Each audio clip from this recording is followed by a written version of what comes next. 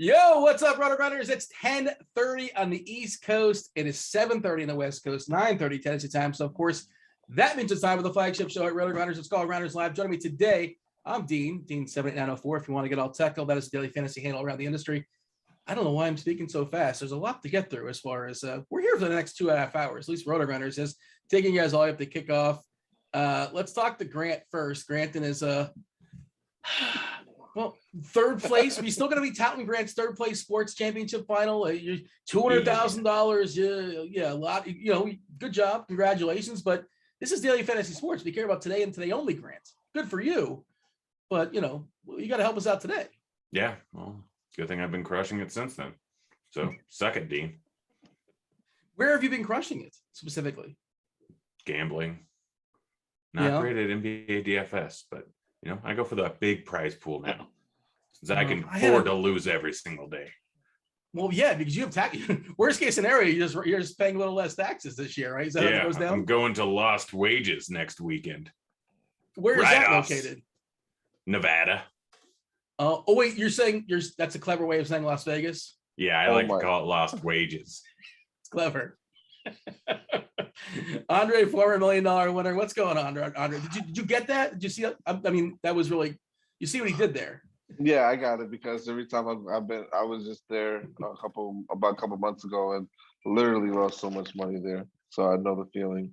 I haven't been gambling most of the times I go to Vegas because why would I? What you going to start the Soleil? What do you do? The Thunder from Down Under? I go to Hattie B's, get some banana pudding. Sure.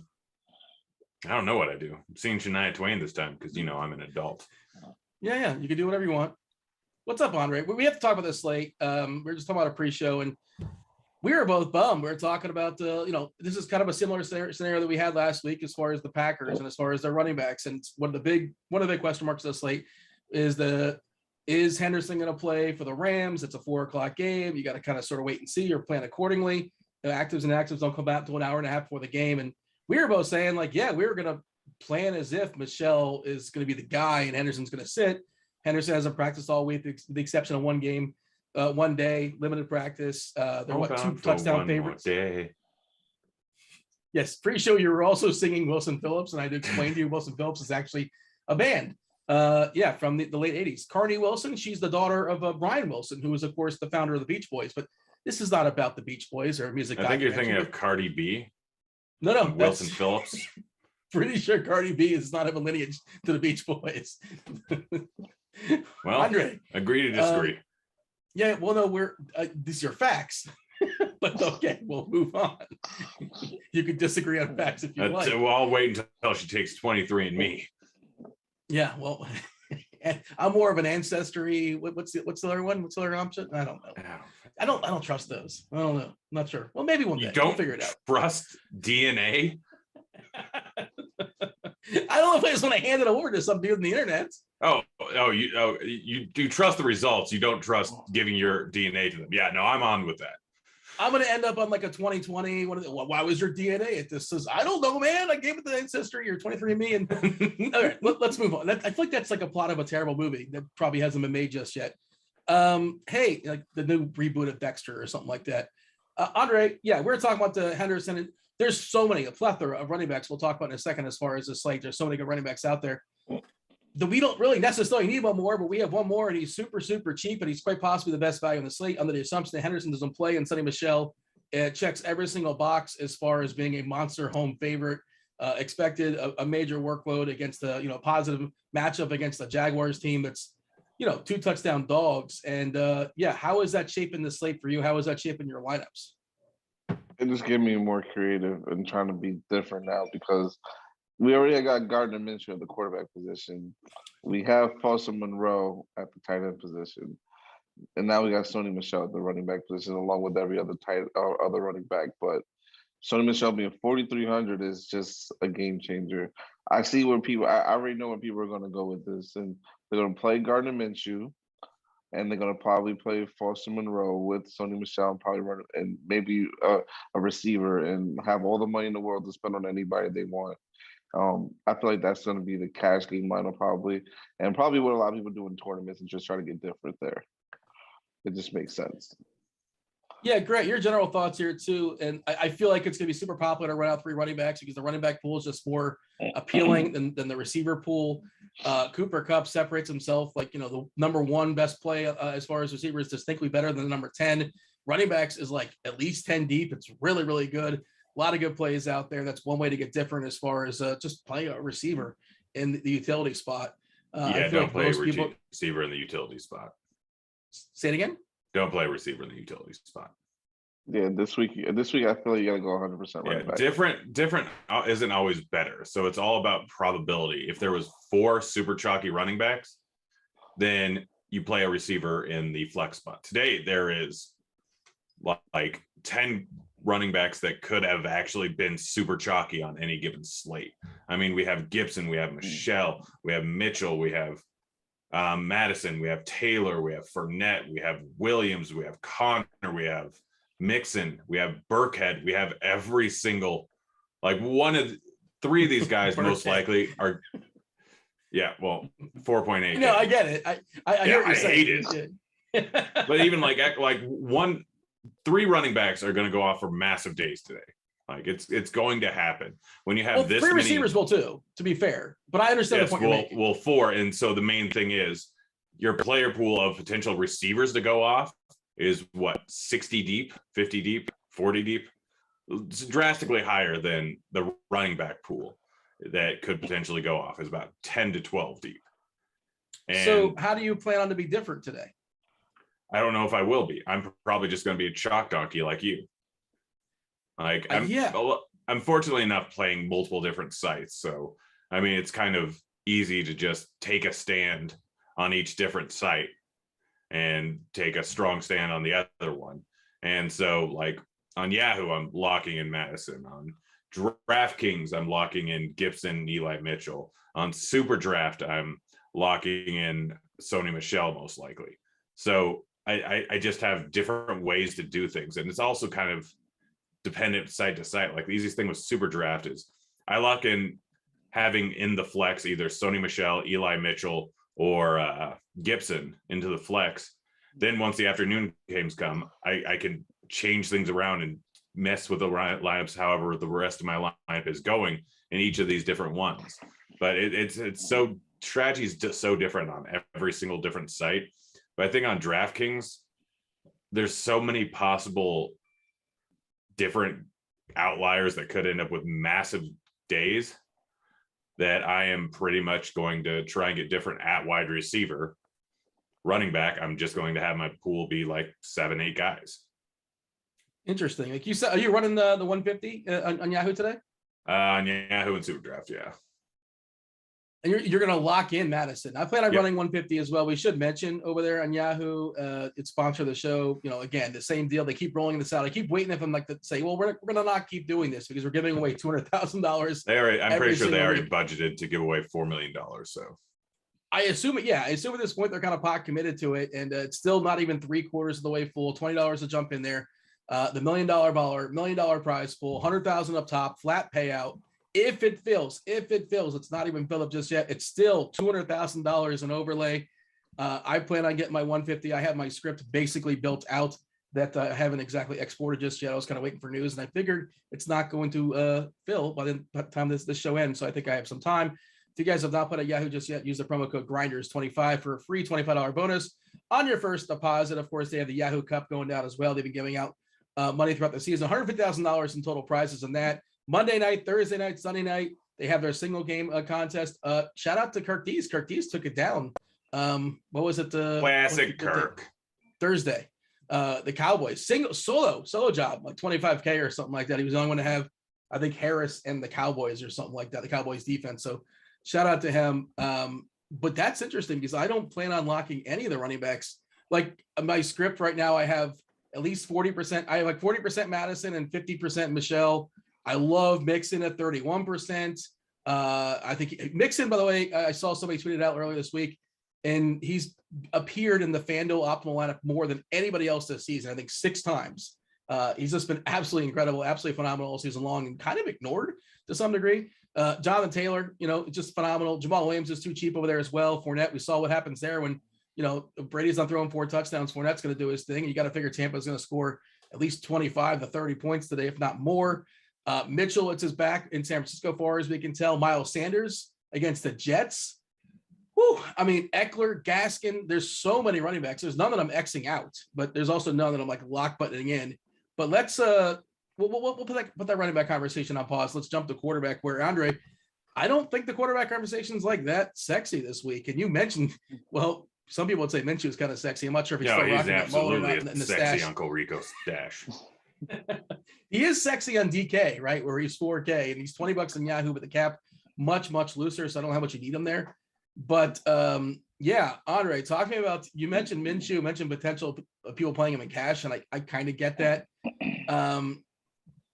He's expected to be the quarterback today for Philadelphia. We're presuming that Hurts is going to be out. I'm not sure if he's officially rolled out, but that's according to one of the beats. He's not going to play today. Talk about quarterback, because I don't know, it's just not that enthralling for me today.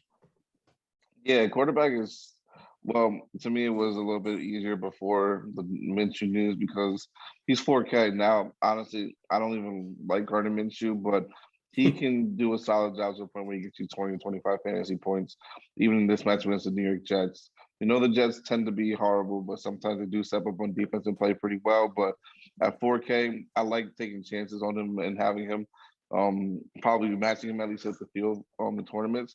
But the guys I really like to get into today, obviously, it's going to be Tom Brady as the top guy, I think, on the slate going against Atlanta. We know the last time he played Atlanta, he pretty much scorched earth and just had like 5 touchdowns and 2 with, I think, to Godwin, and one to Gronk and 1 to AB, if I'm correct. But he's someone I think it's a great option to go to today, especially in Atlanta in the Dome. And I think he's still mad about losing that Super Bowl to them. Well, not coming back and winning that Super Bowl, actually, sorry. But he just wants to play well against them every single time. But other quarterbacks I do love getting to that are going to be low owned, that are pivots at the top. You can, like, Lamar Jackson costs more, but he's someone you can use to get different. I don't think that he's necessary on the slate, though, even against a Pittsburgh defense that's pretty much out. That's pretty much been out a lot with COVID and injuries throughout the whole season. So he's someone I think you can get to. Matthew Stafford as well. There's another guy I like today going against Jacksonville. The only thing that concerns me with him, though, is his back. I think it really bothered him the last game if you watched it against the Packers. So I might be a little bit under the field on him. And the guy, obviously, Kirk Cousins, I'm going to play who at low ownership. But another guy I love to get to, probably my favorite GPP play always on the slate every single week, is Joe Burrow. So that's the guy I'm going to be trying to be well over the field field going against the Chargers. I like them to throw the ball like in midfield, pick apart this defense, and drive it down the field, and then hopefully have a little bit of mixing either dump off passes to him for a touchdown or look for Jamar Chase hit him with the deep ball downfield. All right, Grant, a lot of names thrown out there. Let's just sort of run down the ownership stuff. I'll kind of jump back and forth as far as Fanduel versus DK. Fanduel, generally speaking, you're spending up a quarterback just the way the cap works, and that's what we're looking at as well. We're seeing a 17% projection as far as ownership for Brady on Fanduel. L-Jax at 14%, Stafford 11%, Minshew at 10%, 6.1K. I would argue he's a more desirable on DK, just kind of the way the cap works. Then Herbert, then Cousins, then Carr. If you jump into DK, it's just like top or bottom because it's Brady at 15% and Minshew at 14%. Also, the neck, what's his name? Glennon's 4K too. If you want to dabble in those waters, I don't think people do, but he is 4K and he's throwing footballs super, super cheap. Stafford at 11.4%, then Herbert at 8%, Carr, Jackson, Cousins, Burrow, Heineke's kind of interesting tournament play. Kyler Murray's expected to come back today and nobody's playing him. Just that's interesting. I don't know. Maybe they cut back a little bit on his running. And of course, his wheels is like part of the benefit of rostering him. But I wouldn't think that they would let him play unless he was a full go. A little bit of caution there. But again, he's just not going to be owned. Grant, lots of names are thrown out there. Who are you planting your flag in? Who do you have a preference for? Some of your favorites as far as quarterbacks? I mean, for the ownership kit taken into account, my three favorite guys are Carr, Lamar, and Heinecke. So Carr going up against Washington, Heinecke, I think that game turns into a shootout. We know that, like, my favorite thing about Carr is you can pair him with Zay Jones, you can pair him with Edwards, you can pair him with Deshaun, Renfro, or you can go with the chalky tight end. But he can go off for a big game. I mean, the guy's leading the league in passing yards, which you think is not relevant at all. But he's going up against one of the best matchups you can get for a quarterback. He's going to throw the ball 40 times, most likely. He's coming in as the fifth highest owned quarterback, but I still don't think he's actually going to be that high. And it's just all about the fact, like, I love Deshaun Jackson today, and I love Zay Jones today, which is a very, very weird thing to say, but it's just kind of the way that the slate's turning out. You're so much chalk all over the place that if you want to get different, Carr is one of the easiest ways to do it, pairing him with his non-chalky receiving targets, which, like, you get immediate leverage by not playing Renfro, by not playing. Why can't I remember his name? Why can't I remember the tight end's name? Foster Moreau. Yeah. You haven't heard it all week in every show or anything you've listened to? Oh, yeah, no, and I've got a lot of them, but it's early in the morning. I've been up for 5 hours. Yeah. And Renfro is going to be chalky as well. It's interesting, 2 receivers for the Raiders. They did, by the way, I saw a note, didn't the running back is not going to be playing football today. Jeez. Not Jacobs. Richards. Yeah, Jalen Richards. Yeah, I think he got a hit with a COVID thing, so I'm pretty sure he's not available for what it's worth. That's not a huge deal necessarily, but maybe it is a little bit just from a running back perspective, because I saw Ian Rappaport, I think, put out saying that he had like 11 targets, I think, over the past couple of weeks or something, which stood out to me. He was, I think, second behind Josh Jacobs in targets in the passing game, and then it was King and Drake, if I'm correct. So I think that might open up some room either for more targets for either Josh Jacobs or King and Drake. That's what we need, more running back options to consider today. Zay Jones is on the field, right? He's on the field a lot, and I don't think that's a terrible thought process, to be honest. I don't know how good Zay Jones is, but you only need to make one good play, right? He can catch that 70-yarder, and he justifies that roster spot. He had 7 targets last week. Yeah, I mean, that's not something you can necessarily rely on, but like maybe he gets 7 thrown his way once again. And the interesting one is Jackson, but we'll get to that when we talk about wide receivers. We're still talking about quarterbacks, Daniel. We're on a schedule here. Well, we can be fluid. We're all over the place. And like, I would also throw like guys like Beckham and Van Jefferson into that conversation of like some potential darts that, like a Jawan Jennings, if you want, depending on how ambitious you want to be as far as receivers. But yeah, I guess we'll talk about that soon enough. Quarterbacks is not the most interesting conversation, but like, Andre, you talked about Minshew. Do you feel like you need to pair him with somebody, or can you play him a la carte? Can you play him by himself? I'm not playing him. If I'm playing him, which I am, I have to pair him. It's either with Devontae Smith or with Dallas Goddard. And I like it because it just gets you also off the Monroe truck a little bit. So to me, it helps out a lot. I feel like it's the benefit of the receivers that it's Minshew, because Minshew is a guy that seems less likely to run. Yes. When Hurts runs, and he just, he's getting his 10, 15 yards. Minshew likes to run. He does, but not to the same degree, right? I feel like there's going to be a few more passes here, more than 15, which Hurts just never really know how many times he's going to pass the ball.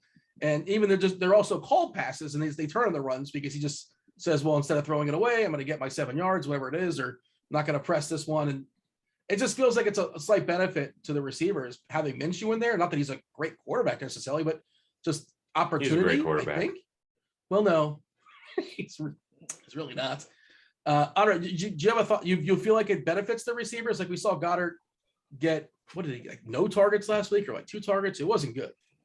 I think it should just benefit them a little bit more, because we know he's going to be a little bit more of a pocket passer compared to Jalen Hurts. So I like that aspect of it too, just to make sure you can target the receivers a little bit more in this matchup against the Jets.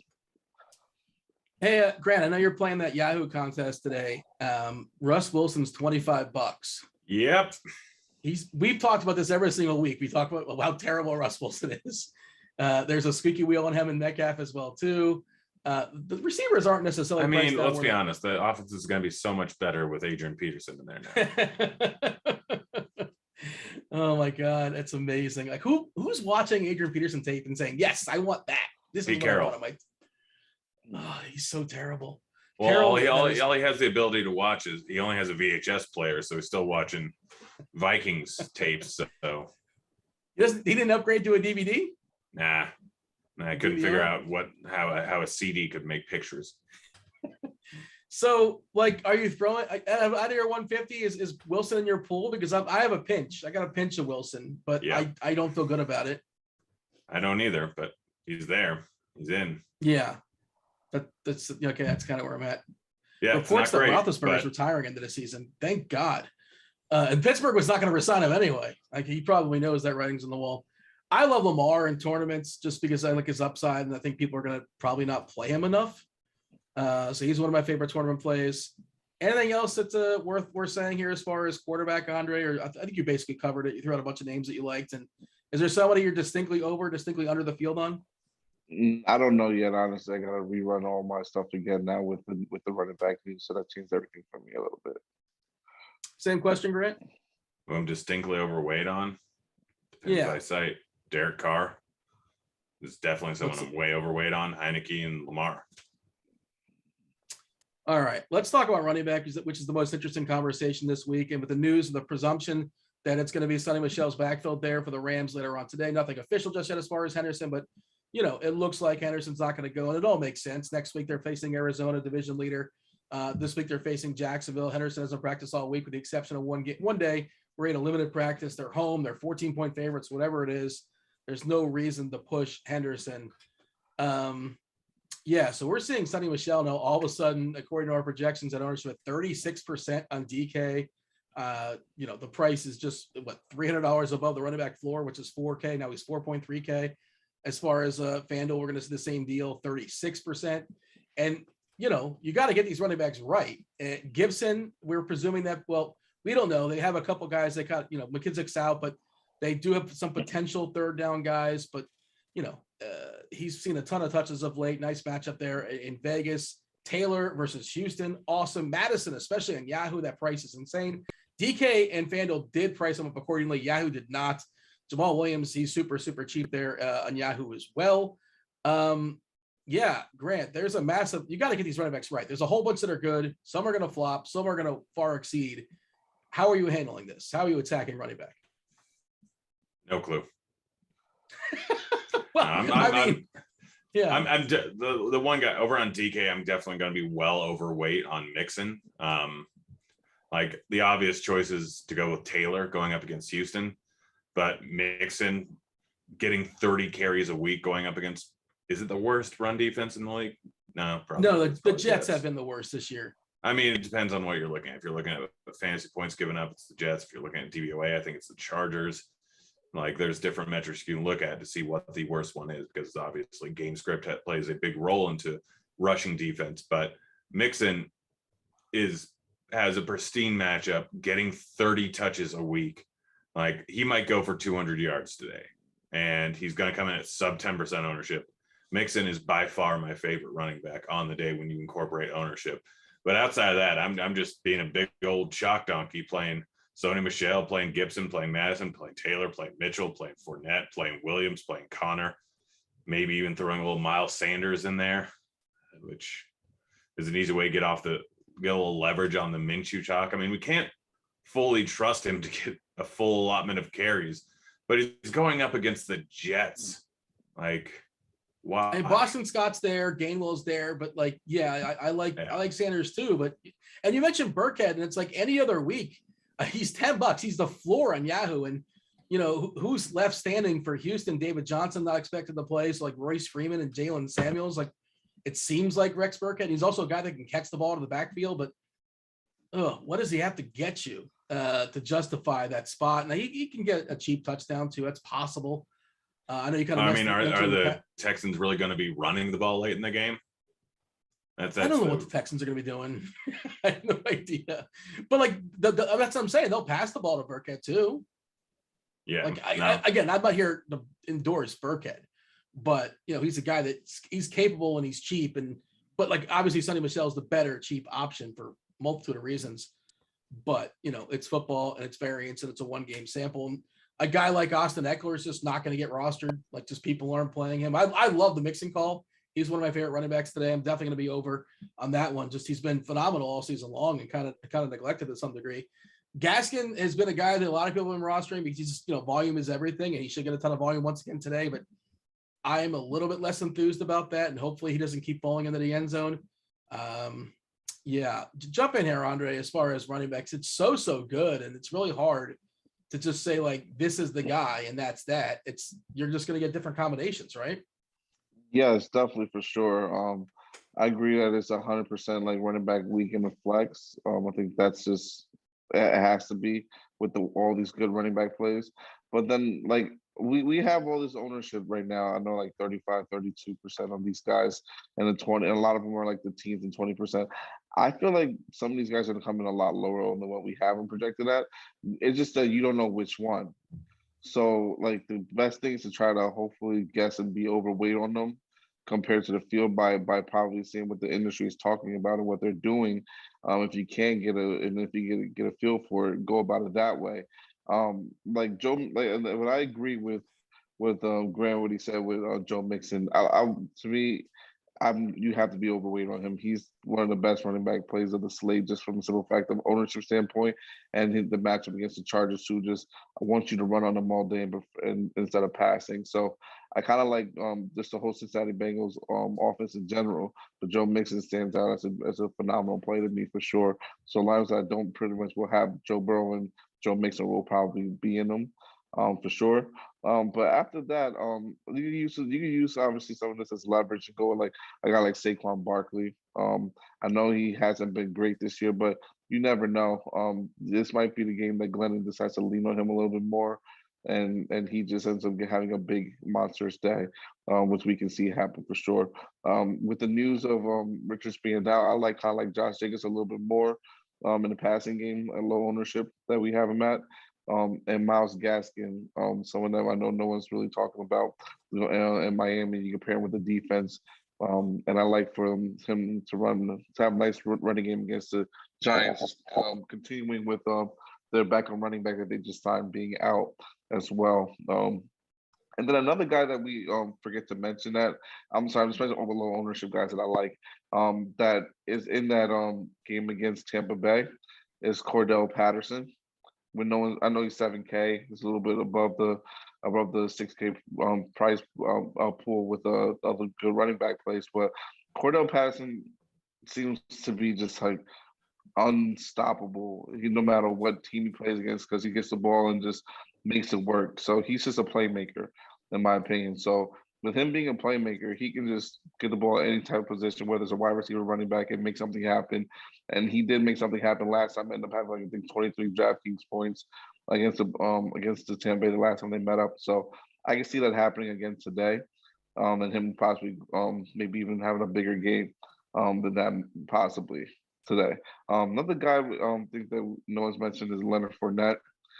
Just to get over the passing game of Tom Brady. He won't be sneaky anymore compared to last week, but he might come in a little bit less ownership than what we have him at right now. If everyone's going to be playing a lot more Tom Brady, but that will remain to be seen until we know what happens at lock. And then I also do like into a guy like Eli Mitchell today as well, who I think will be a little bit lesser than what we have him projected at in the matchup against Seattle, because we know San Francisco likes throwing the ball. Granted, though, I do find it that I think Shanahan will find a way to give someone else the ball besides Eli Mitchell, but and I'm not sure who that is yet. Maybe it might be Brandon Ayuk, but we'll see. Well, the absence of Samuel, like Debo was stealing running carries from me, and you could assume more. Yeah, he was the best running back on that team.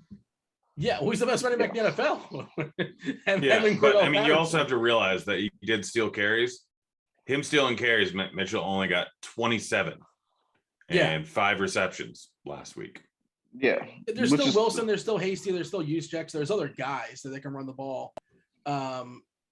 James Robinson questionable today. Like, I don't know how much that, I mean, look, and like maybe Carlos Hyde all of a sudden steps up and gets more use. Just on this slate. Not Carlos Hyde. No Carlos Hyde. Yeah. I'm just making a note. Like, there's a chance Robinson doesn't play today, but I still can't. I can't do Carlos Hyde. James Conner is just one of those guys that like nobody's really talking about. And that's next. I forgot to mention him. He's a good guy. Potential. He seems like a good guy. Good story for Conner. We talked about Smallwood may play some third down stuff to steal away from Gibson. We're not really sure how that's going to go down, but man, it is just so loaded. Plethora of running backs. Grant, give me a final thought. We got to move on, and of course the chat. What up, chat? First time saying hello. Hit that like button. Do subscribe. Turn on notifications. Hang out here until 1 o'clock. We're here till kickoff. We'll swap out soon enough, but like somebody will be here answering your questions. The conversation will only go deeper next with Ben and Erik talking Galaxy Brain tournament stuff. That'll be good for sure. Definitely worth listening to. Give me a final thought here as far as running backs in chat. Fire off your questions. I know you guys have already started to do so, but Devin, multitasking producer extraordinaire, is going to be pulling those questions, throwing them my way, and I will regurgitate and I will ask them on your behalf to these fine gentlemen at the end of the show. Give me a final word here as far as running backs, Grant. Play Mitchell, play Mixon. Yeah, and you said Madison. You're on Yahoo. You're taking a big stand. Oh yeah, because like lock in Madison on Yahoo. $19. I can't lock anybody. Like, I just can't lock. Like, it's a great play. Yeah, no, I get it. You don't. Football stuff happens. It's fine. All right, let's move on and talk about receiver. Which receiver I think is a little bit less sexy. Cooper Kupp. We're assuming that Stafford is good enough to throw footballs against Jacksonville. I know there's been reports about him dealing with, I think, a back. Kupp is expensive though, tricky to get to. Obviously, Brandon Ayuk should all of a sudden become the wide receiver 1 now for San Francisco. He's got a nice price on DK, nice price on Yahoo, not so much on FanDuel. Hunter Renfrow is popping as a potential value play on DK, which is a little bit uncomfortable. Deontay Johnson, if you like a run back in that Baltimore game, and I think I like that game more than most, and I like Lamar, and I like Hollywood Brown. Deontay Johnson just gets so many targets. All those 8-yard passes from Ben, he gets all his strength into the throwing 8 yards. Grant, set the table here as far as receivers. And like, again, the thing with Kupp is like, he's distinctly better than the field, right? Of course, football things happen and all that, but look at projections and running back. I have good players at every single possible tier. So I feel like I'm more likely to make sure I get Kupp than I make sure I get Jonathan Taylor. Does that make sense? That does make a bit of sense, obviously, because there are good running backs that you can replace Taylor and still get a pretty high ceiling with. Like, it's just the point per dollar plays for wide receiver aren't nearly as good as point per dollar plays for running back. So yeah, that makes sense. And I mean, I'm probably going to be under the field on Kupp, to be honest. I think just he's too chalky, and the pivots over to Van Jefferson or OBJ are just easy to do. I mean, the 2 best wide receiver plays on the slate, like you talk about Kupp being the distinctly better than everyone else. Like, is he better than Jefferson?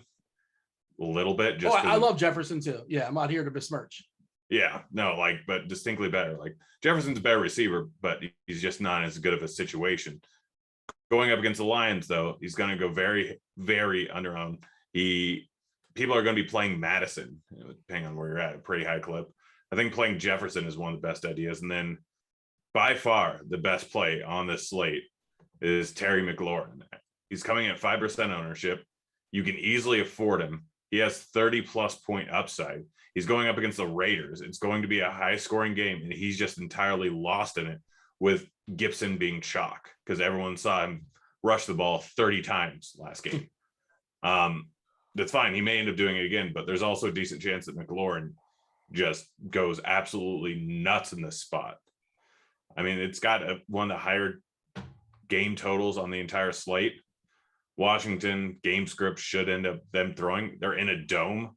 Like, McLaurin is by far and away my favorite play on this slate, and it's not remotely close. Yeah, I mean, Godwin's going to be kind of chalky, by the way, for what it's worth. Similar price point, depending on where you're shopping. And that makes a ton of sense as well, too, in the dome there versus Atlanta. You feel like Tampa can basically score however they want. And I think one to watch, I'd like to get something from the beats as far as Devonte Parker. Do we assume he just steps right back into his normal role? Because he's pretty cheap around the industry. 5.4 on Fanduel for Parker. He's $17 in Yahoo, which is okay. But like the DK price is what's really interesting at 3.9. I think Josh Reynolds is another cheap DK guy that can make stuff work.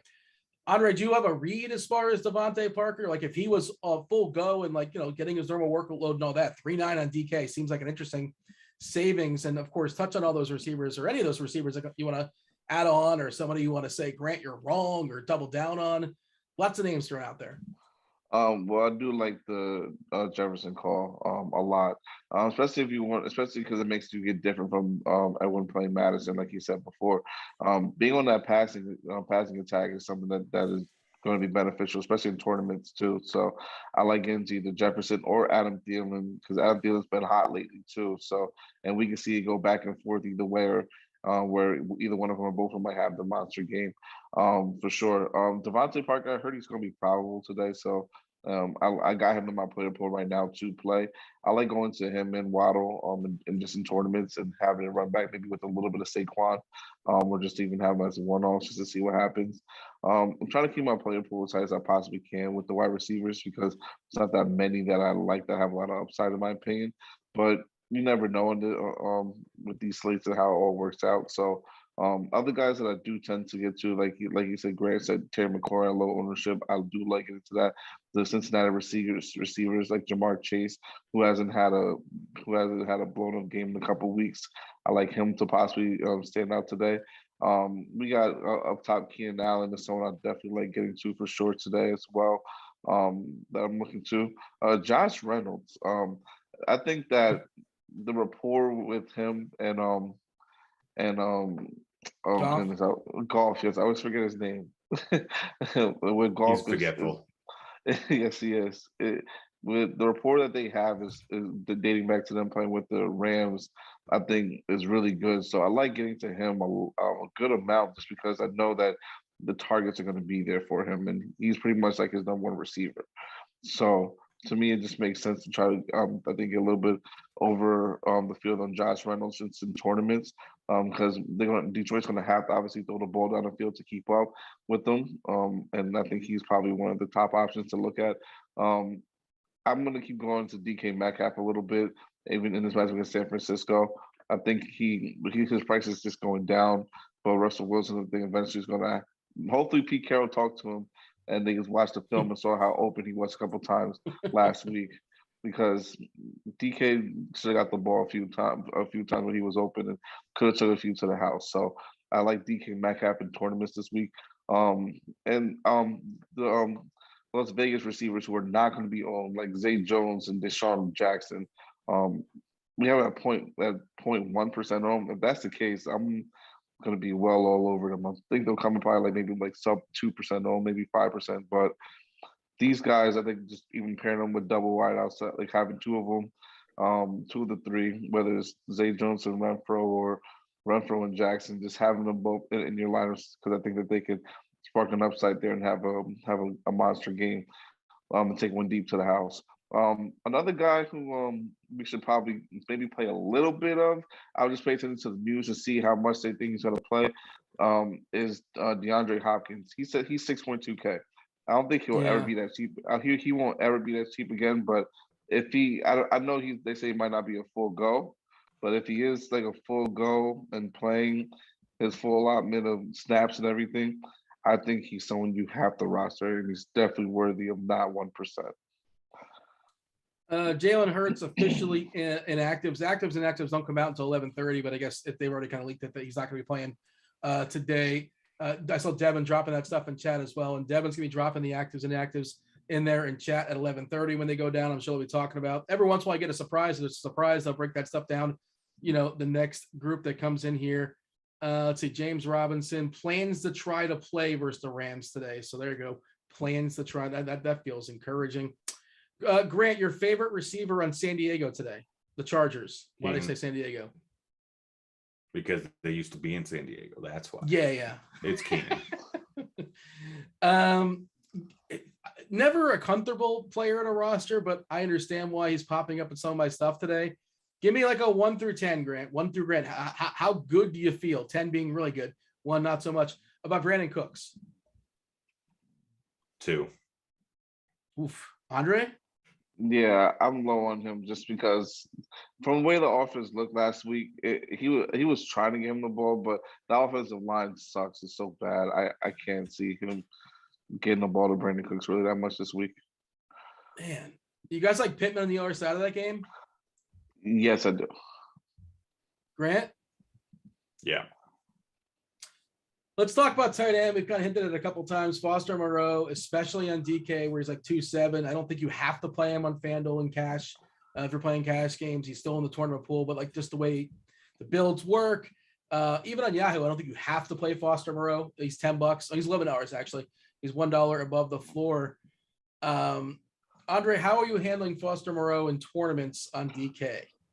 I'm gonna play him, but I'm trying to just use like some leverage and just go with some of the better tight ends and just roster them a lot more. Like, so I know he's 2.7K, and Foster Moreau pretty much my theory is if Foster Moreau gets about let's say like 5 DK points only, even just throwing a number out there, and I have a guy like Gronkowski, who I think is in a phenomenal spot today against Atlanta, gets 20. Obviously, you're gonna do much better, and the salary cost is different. But those type of good plays is what I want to get on and have a little bit more exposure to eat into the Foster Moreau chalk. We know he's gonna play every single snap already, so he should get the target a lot. And the last time he did play, I think he had a pretty good game, pretty decent game. Scored a touchdown, but I'm just going to try to do my best to try to get off him a little bit as much as I can. With even Kittle, who should hopefully receive more work in the passing game this week as well. Pitts is someone you can go to. Dallas Goedert, we talked about before. Someone that we can look at too. It's just that no one's in that price range where he is that makes it worthy. Besides maybe James O'Shaughnessy, which old Chad Hennessy. Yes, he can. He's pretty much he can do what he's pretty much going to do what Dan Arnold did or what he did before Dan Arnold was there. So he's someone else that you can use to pivot off him directly, who's going to be at 1% ownership if you want to go with the same price range. But not that I like kind of paying up at tight end. Yeah, I mean, it's one of those things. You're playing results. They're both 4 o'clock set as far as those games, O'Shaughnessy and Foster Moreau. And if you're behind, you have Foster Moreau in there.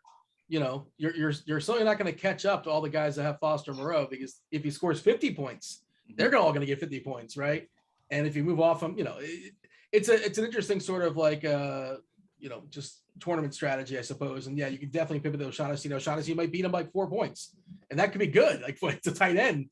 And the other part of that question, of course, Grant, is like tight end's so bad and so volatile, and it's hard to predict who's going to do what. It's like, well, if not Moreau, then who? Because the guy you put in there anyways might not be good either. Decent chance he's not.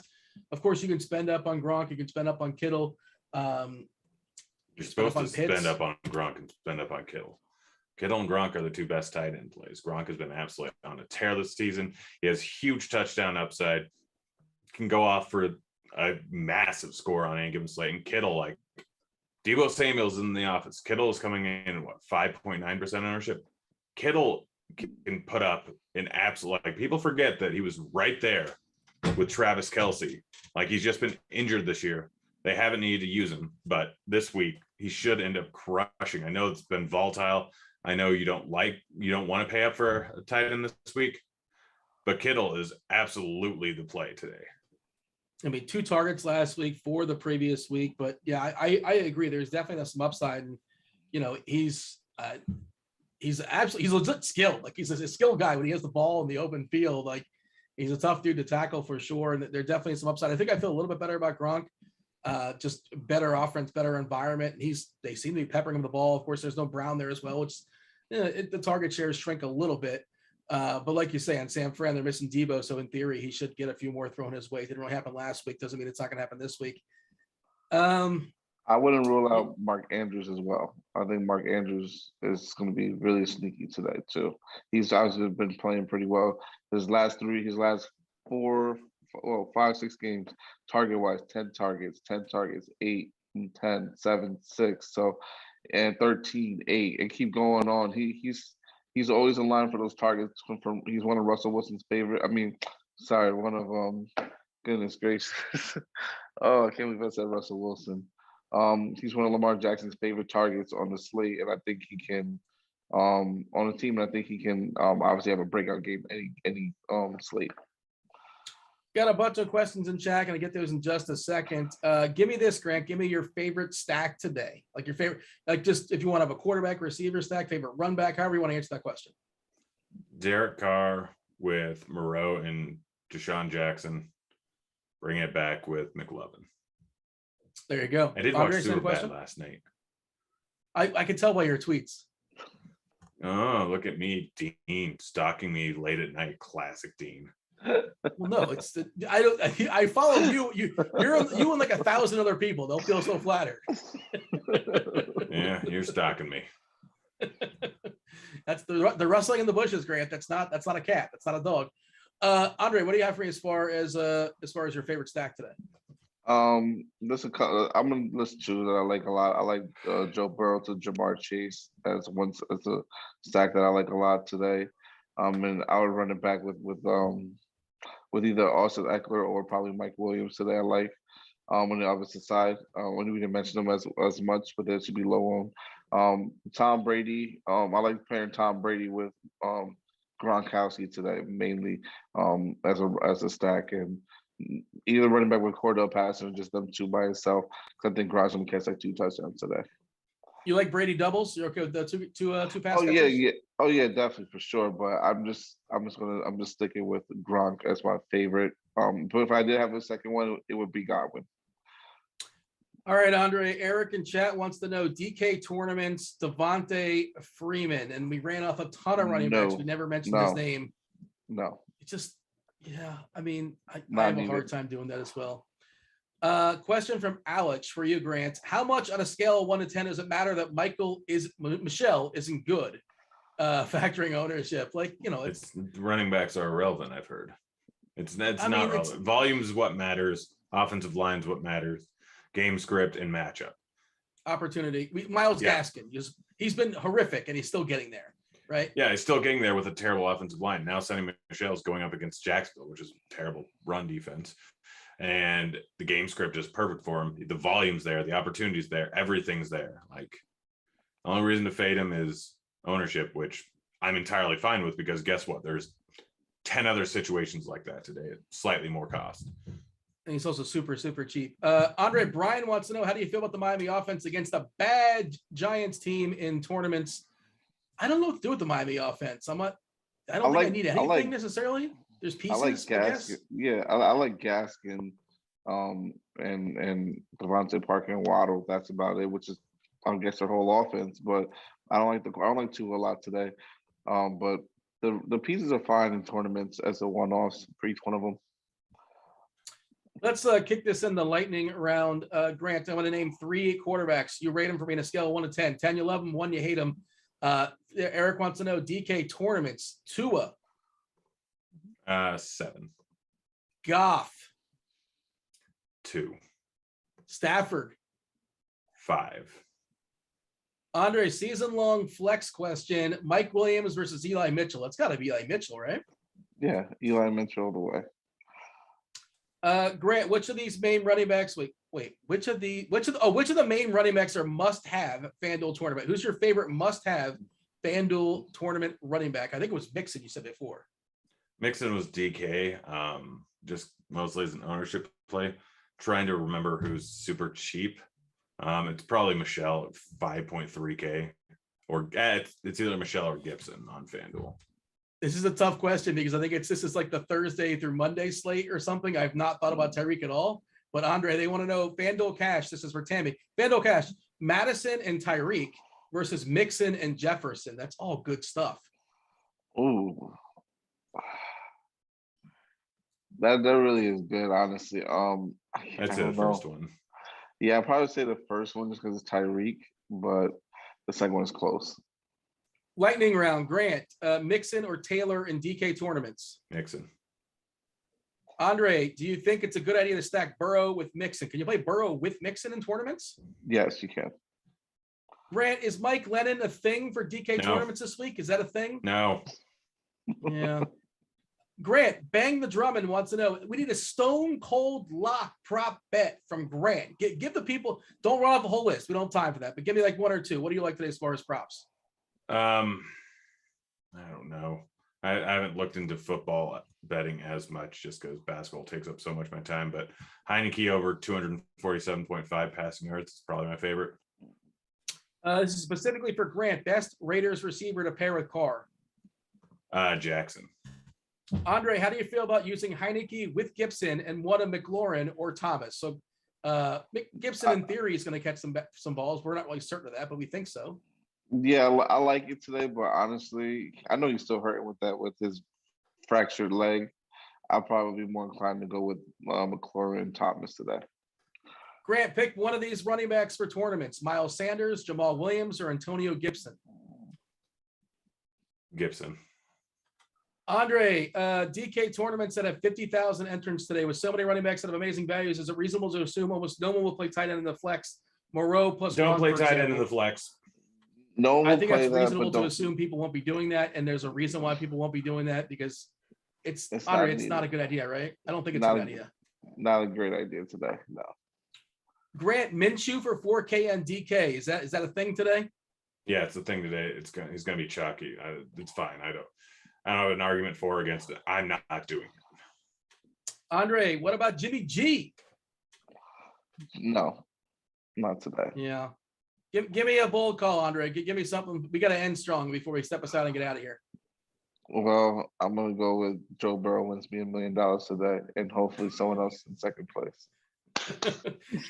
Grant, same thing, but I have one more question from Mafia. I want to make sure I get Mafia's question. DK tournaments, Mixon with Jefferson or McLaurin with Taylor. All good stuff. Yeah, that's a tough one. Tournaments, I'm going with the first one. And today, both McLaurin and Mixon are going for over 30 points. All right, stay tuned for Ben and Erik. They're going to be breaking down this slate from a more like galaxy brain sense, tournament sense. And then, of course, Crunch Time takes guys all up the lock. We did not get your question. We apologize. They will not get your question on Crunch Time.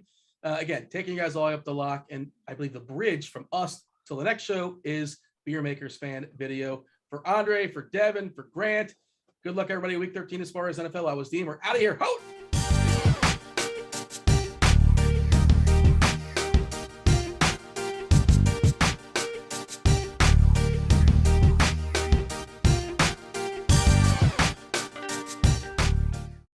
Back in the Fantasy Bar, 6 plays for you on FanDuel and DraftKings for week 13, including some leverage plays, some games that I am targeting, a cheap tight end play for you, a value quarterback I'm eyeing up, and a familiar beast of the week. Who are we talking about? Belly up to the Fantasy Bar and find out.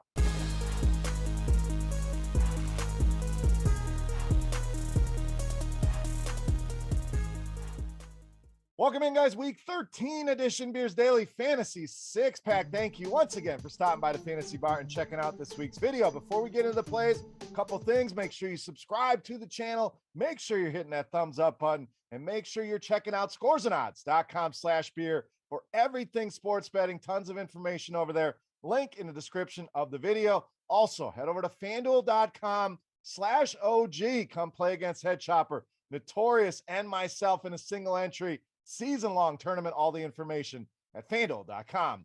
BetMGM.com/OG. All right, let's get into the plays here for this week. Looks like a fun week of games. Thanksgiving behind us. Let's go right into it here at wide receiver with Justin Jefferson of the Vikings. I love this spot for Minnesota. I think a lot of people are going to love this spot for Alexander Mattison stepping in for Dalvin Cook. I have no issues with that Mattison play. Sites have done a good job of pricing him up, but I think we'll get some nice leverage going with the passing game here and their stud, Justin Jefferson. We're talking about a solid floor here if you're looking at cash games. 80 or more receiving yards now in 6 of the last 8 games. We're also talking a nice tournament ceiling, 20 or more DraftKings points in 5 of those games, and had a solid game against these Detroit Lions. 124 yards on 8 targets. You go back to last year, late in the season, tore the secondary up as well. So Mattison, the guy that's going to stand out, the guy that's going to be the talk of the town. Let's not forget about solid leverage here with wide receiver Justin Jefferson. All right, let's go to the other side of that game.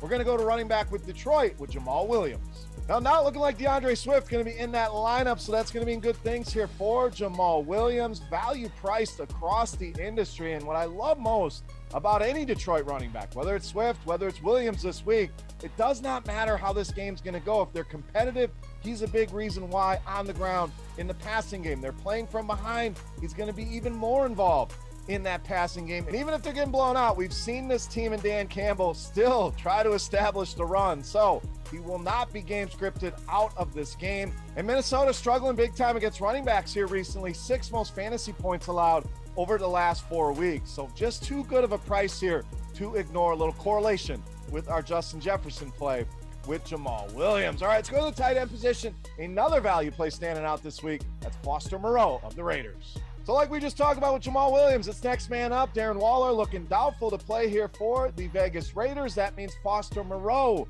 going to step in to that tight end 1 position here on a team that's really devoid of targets. I mean, we're already talking about losing Waller. We know about the Henry Ruggs situation. So it's really been Hunter Renfrow, a little bit of Deshaun Jackson on Thanksgiving, but Moreau could be a big part of this passing game here. Very high total in this game, and last time he was in the spot was productive. 661, caught all 6 of his targets here. This matchup sets up nicely for him here as well. Washington, bottom half of the league in receptions, receiving yards, fantasy points allowed.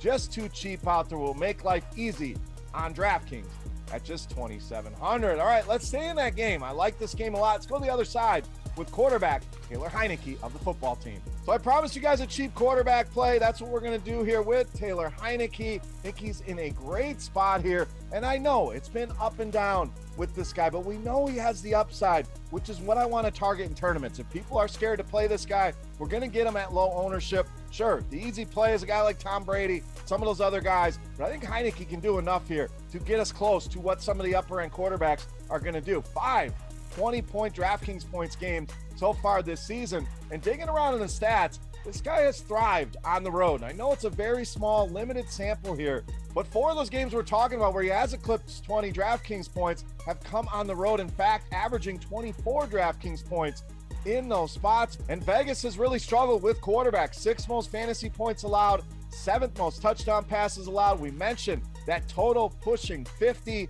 Love this game and love this spot here for Taylor Heinecke this week against the Las Vegas Raiders. So if we like Heinecke, who we pairing him with, that's easy. Wide receiver, Terry McLaurin.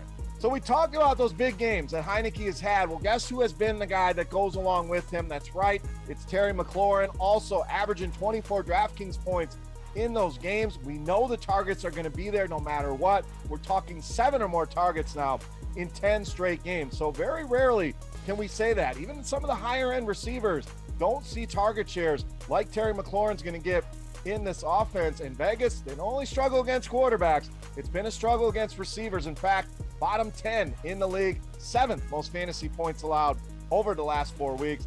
Love this game, love this stack here with Taylor Heinecke and Terry McLaurin. All right, it's time to take a look at my favorite play for week 13. But before we do that, we want to continue our Beast of the Week contest. A thank you to you guys. All you got to do is get in the comment section right below the video and guess fantasy points for my favorite play of the week on DraftKings. The closest guess is going to win themselves a free month of Rotogrinders Premium. That's right, a chance to check everything out.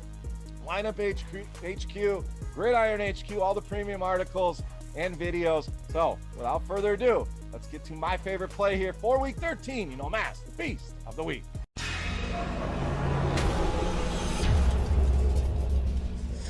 All right, Beast, time we owe you one more running back, and we are going to run it back once again with Joe Mixon of the Bengals, this week's Beast of the Week. Now, Mixon been on an absolute tear here for us of late, so as the graphic says, if it ain't broke, don't fix it, and I love him once again here in this matchup this week against the Los Angeles Chargers. Now, touchdowns in 8 straight games, consistent as you could ask for, 6 touchdowns alone in the last 3 games. So multiple rushing touchdowns each of the last 3 weeks. We're talking 25 DraftKings points in 5 of his last 6, averaging over 28 DK points a game over that stretch. And we know the Chargers have been a mess. Most rushing yards allowed and second most rushing touchdowns allowed. Only the Jets have been worse in this department. Fire up Joe Mixon again with confidence. Easily my favorite play on the board in this week's Beast of the Week. All right, guys, that wraps up here for week 13 in the Fantasy Bar, talking FanDuel and DraftKings. If you guys have any comments, questions, feedback.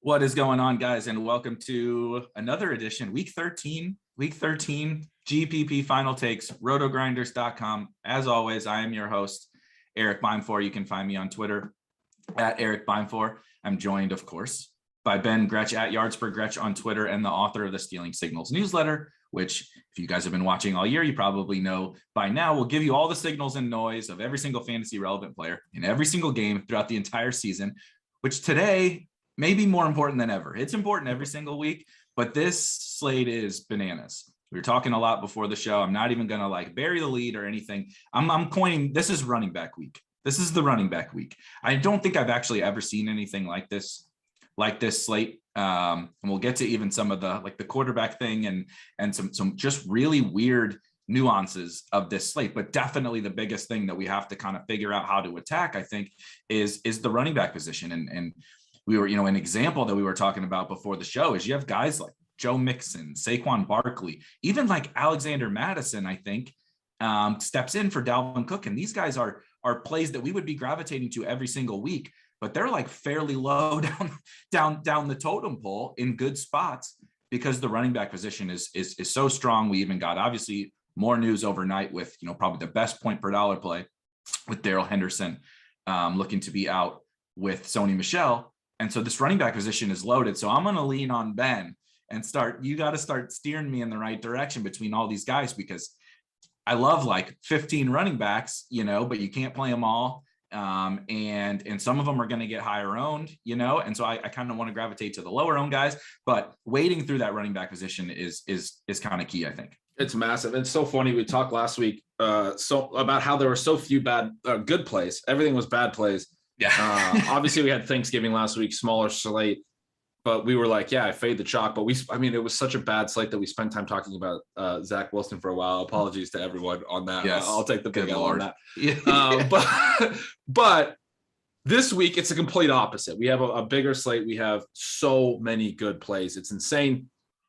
You mentioned Sony Michel. We were talking a little bit before the show with producer Devin about where, what happens there, how much they use him, et cetera. I mean, look, he's 4,300 in DK. And Devin was asking, is there sort of a precedent? We don't necessarily have one with Michelle. I will say that McVay has always been really concentrated with the skill positions, dating back several years. Last week, the 3 main receivers and Higbee all played at least 98% of the snaps. Like he does that at receiver and tight end as well. Henderson has not always played massive snap shares. Michel's worked in some. A lot of that, though, has been some in-game injury stuff for Henderson. There's a game where he got checked for concussion. There's a game where he had an arm injury, and Michel played a whole drive, and that drive ended up being like a 14-play drive, and it messed with the snap shares a little bit. But Henderson played like the entire rest of that game. They've had a couple blowout spots where Michel's played late. Yeah. But for the most part, Henderson has been one of the bigger workhorses when he stayed healthy throughout a game and not had a little in-game injury thing. And the game stayed close. He's had some big 80% plus snap shares. They've basically never incorporated a third back. And with Henderson now out and Michel being sort of the clear other guy that they've used, I mean, I'm expecting 80% plus. We were talking in terms of there being a precedent. It's probably, looking back to McVay's past with guys like CJ Anderson and guys like, Malcolm Brown at times. There's been times where he has leaned very heavily on some random guys. And I think this is a spot where we probably see Michel play an absolute ton. It's obviously a great spot against the Jaguars. I mean, he's very clearly the best points per dollar play, I think.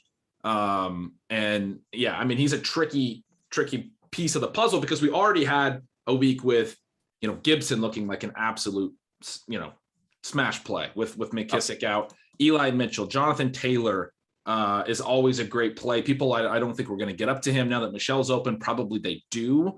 Yeah. You had Jamal Williams with Swift out. You had Madison with Cook out. You have James Conner. You have, maybe nobody ends up playing Leonard Fournette off a 4-touchdown game, right? And so there's a lot of guys that you can get to. That whole range. If people wind up going Taylor, Michel, Gibson as sort of the default cash lineup, which seems like we're headed that direction.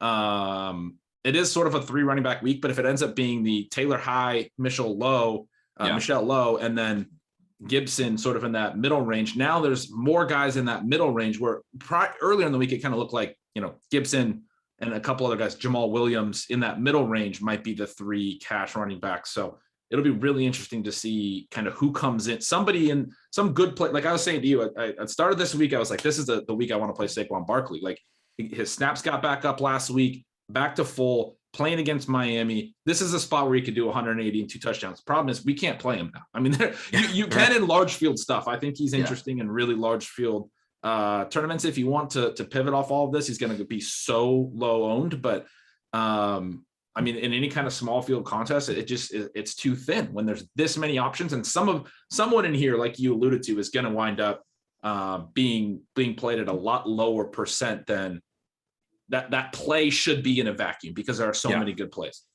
That's kind of how I've been trying to process this slate in general. You led off with it basically like there are so many good plays. And so, and that is in multiple senses. Right. From a projection standpoint, from a median projection standpoint, this has got to be the strongest slate we've had all year. You went through all the running backs. There's a lot of good wide receivers too. We have like multiple cheap tight ends. You don't have Travis Kelce, but there's when you get sub 3K tight ends on DraftKings, that's a big thing. So we have all of these guys that are projecting just super, super well. And so I like to make sure to think about that, right? Because fading Sony Michel last week was probably like a death sentence. Yeah. Like we had to sit there and talk through, like, are we playing Ty Johnson? Are we playing, David Johnson, who was interestingly enough inactive, just posted inactive, but like last week that would have been impactful. We're like, holy crap, David Johnson was out because there's no good plays. So now we'd have to talk about, like you said, we talked about Zach Wilson. We talked about the Jets-Texans game because it was important. It was actually important to the slate.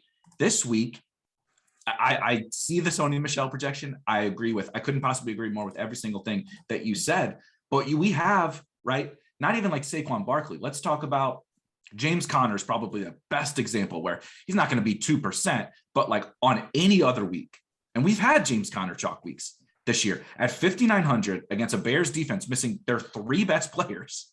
Kyler is back. Nuke is back. They're going to score. They're going to name their score. Basically, he's also essentially a workhorse, right? He's getting 25 touches a week, catching passes. We know about the touchdown thing.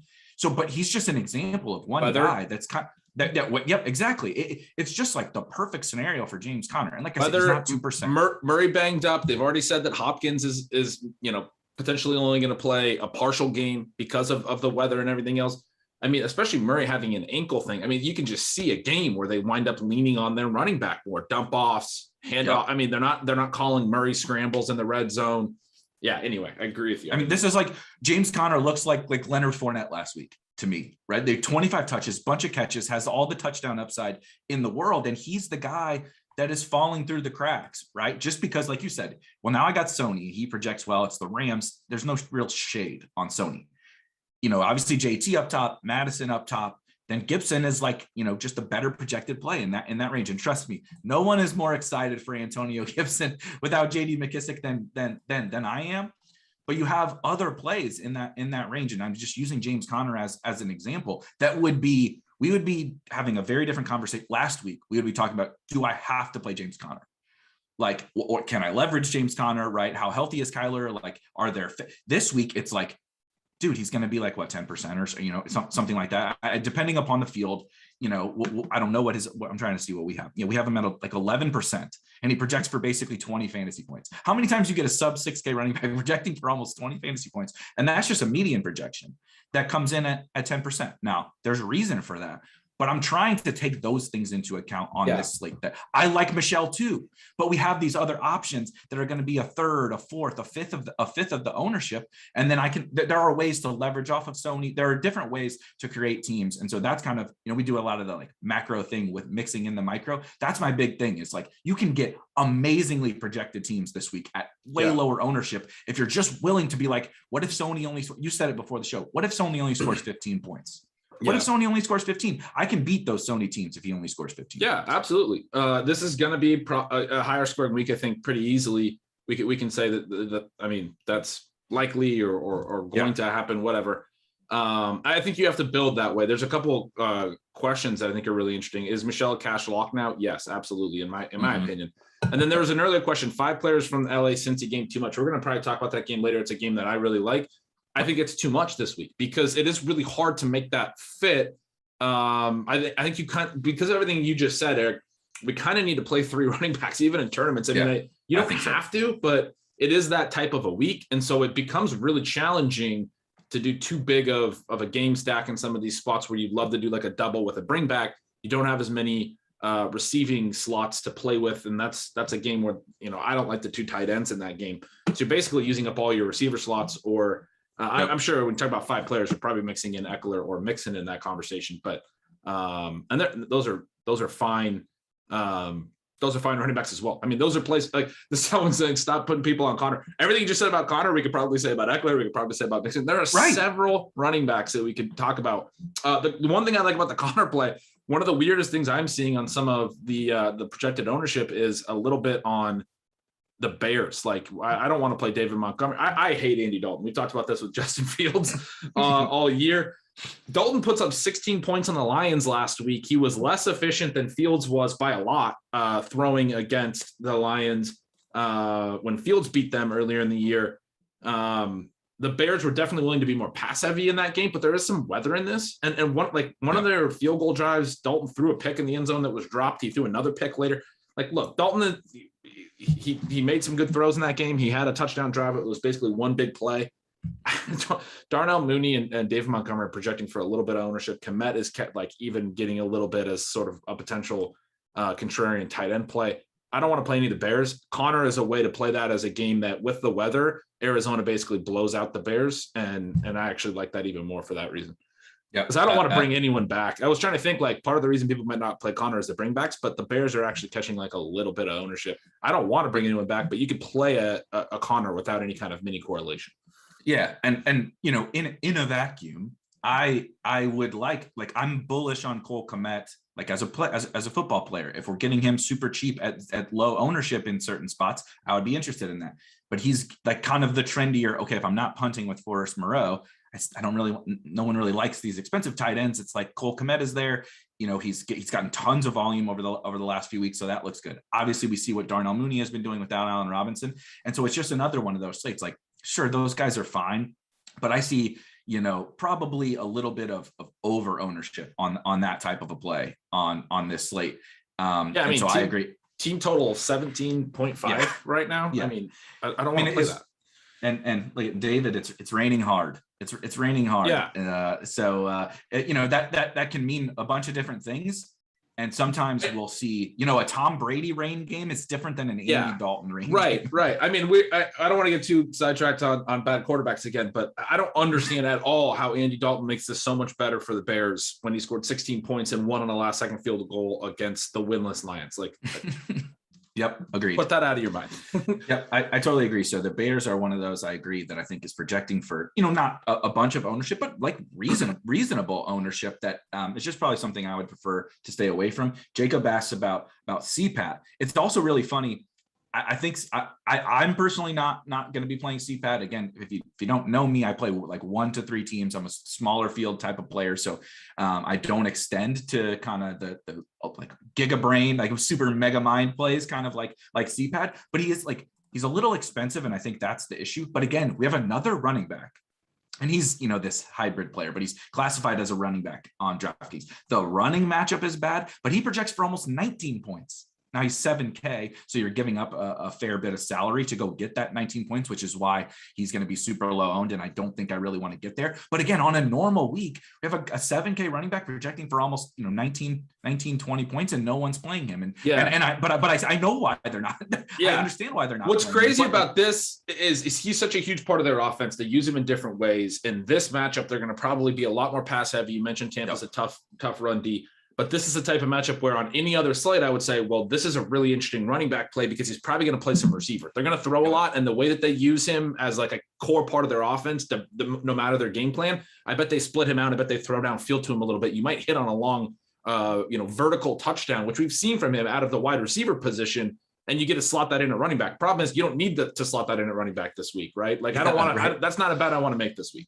Yep. Like last week, we would have been like, oh man, Godwin looks good here. And so I can bring it back with CPAT, right? Maybe you hit a couple big plays or something. And now it's like, I just can't give up that much projection. That's going to be a big theme of this week is like how much projection, can I reasonably give up? And not even just like from a median sense, you also have to take into account like, the ceilings. And that's why some of these guys I want to pivot to, I want to get your take on is, so, well, I guess I want to give the appropriate context about this. Obviously, Jalen Hurts is now out. They're playing the Jets. I'm not trying to pivot to the quarterback thing, but we'll get to that. But Minshew is in, and so I'm very interested with Minshew in, with no Boston Scott and no Jordan Howard, how that plays for you in that backfield, because we're also not seeing much ownership there.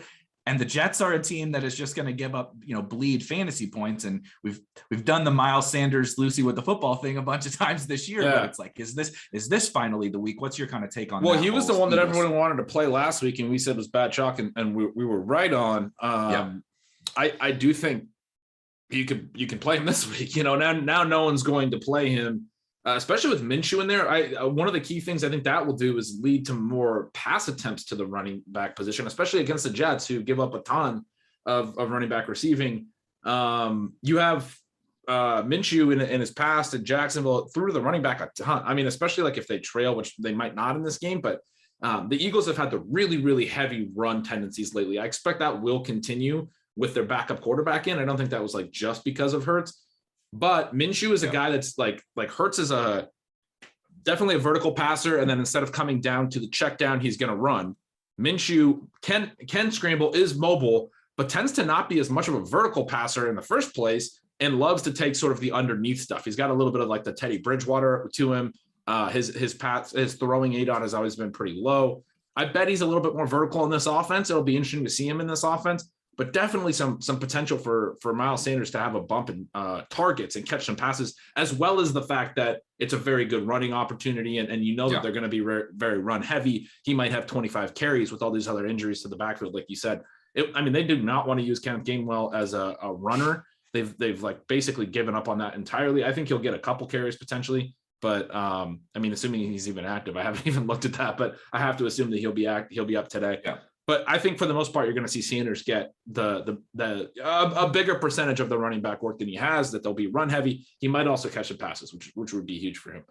Right. And Minshew being in there, it doesn't, I guess, technically take away the goal line threat of Jalen Hurts, stealing all those, but like this might actually be the week, right? I mean, I guess we've seen it before when Jordan Howard and Boston Scott both scored 2 or 3 touchdowns or whatever it was against the Lions. But, Jalen Hurts is we joke about Jalen Hurts as the he backdoors all these fantasy games because he's stealing all these rushing touchdowns. He's pulling the old Sam Darnold, buoying his fantasy production with rushing touchdowns. And if that's not there, I think that does make Sanders interesting. Chat has informed me that Boston Scott is active. And so I apologize. We hop on this show like literally right when the inactives are coming in. So Devin is posting it in there. I do think that definitely hurts Miles Sanders, but I also don't think Boston Scott is like stealing all the work away from Miles Sanders. So it's definitely a knock on him, but I think he's at least interesting for me today. This comment says 25 carries, WTF. I just want to clarify, Sanders has gotten nowhere near that, but this is the type of game. I'm basically saying if the Eagles crush the Jets, this is the type of game where they could run. They've been so run heavy over the last 6 or 7 weeks.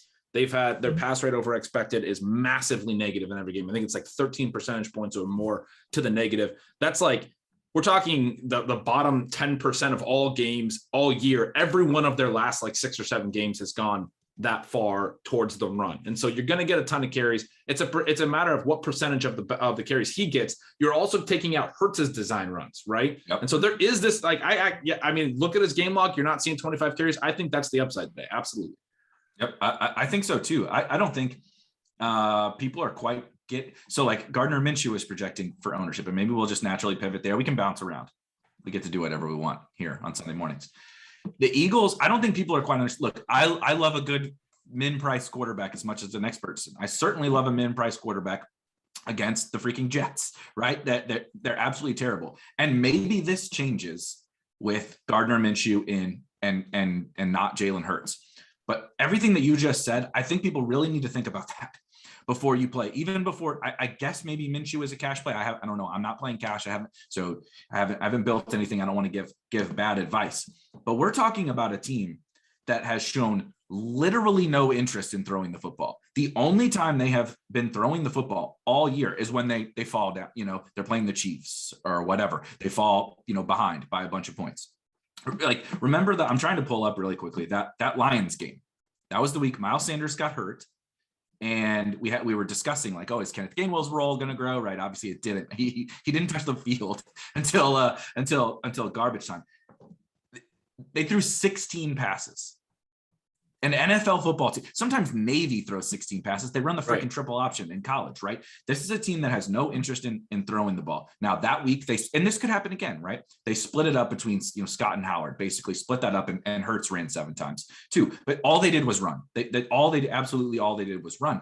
And I don't see why that doesn't happen again today. I mean, we talked about Zach Wilson last week, so I certainly watched that game, and I had vested fantasy interest in that game. The Jets stink, and Zach Wilson stinks. I'm ready to hold that out. They're not going to be lighting up this scoreboard today. So the Eagles should just be able to run and run and run if that's all they want to do. Now, I don't personally think that changes with Gardner Minshew in there over Jalen Hurts, but it's possible. But if anything, then you get a few more running back targets, right? Jalen Hurts doesn't really like to throw to these running backs. Gardner Minshew did, and Gardner Minshew has been a guy who was checked down a lot to James Robinson and the like at running back. So anyway, long story short, I think that the Eagles thing is very, very fascinating because I'm personally not really very interested in Gardner Minshew because, unless I guess maybe the Jets can put up some points on this team. And even then, I'm not sure that they're gonna look to air it out. And we talked about how strong this slate is. I don't want to have a quarterback. I'm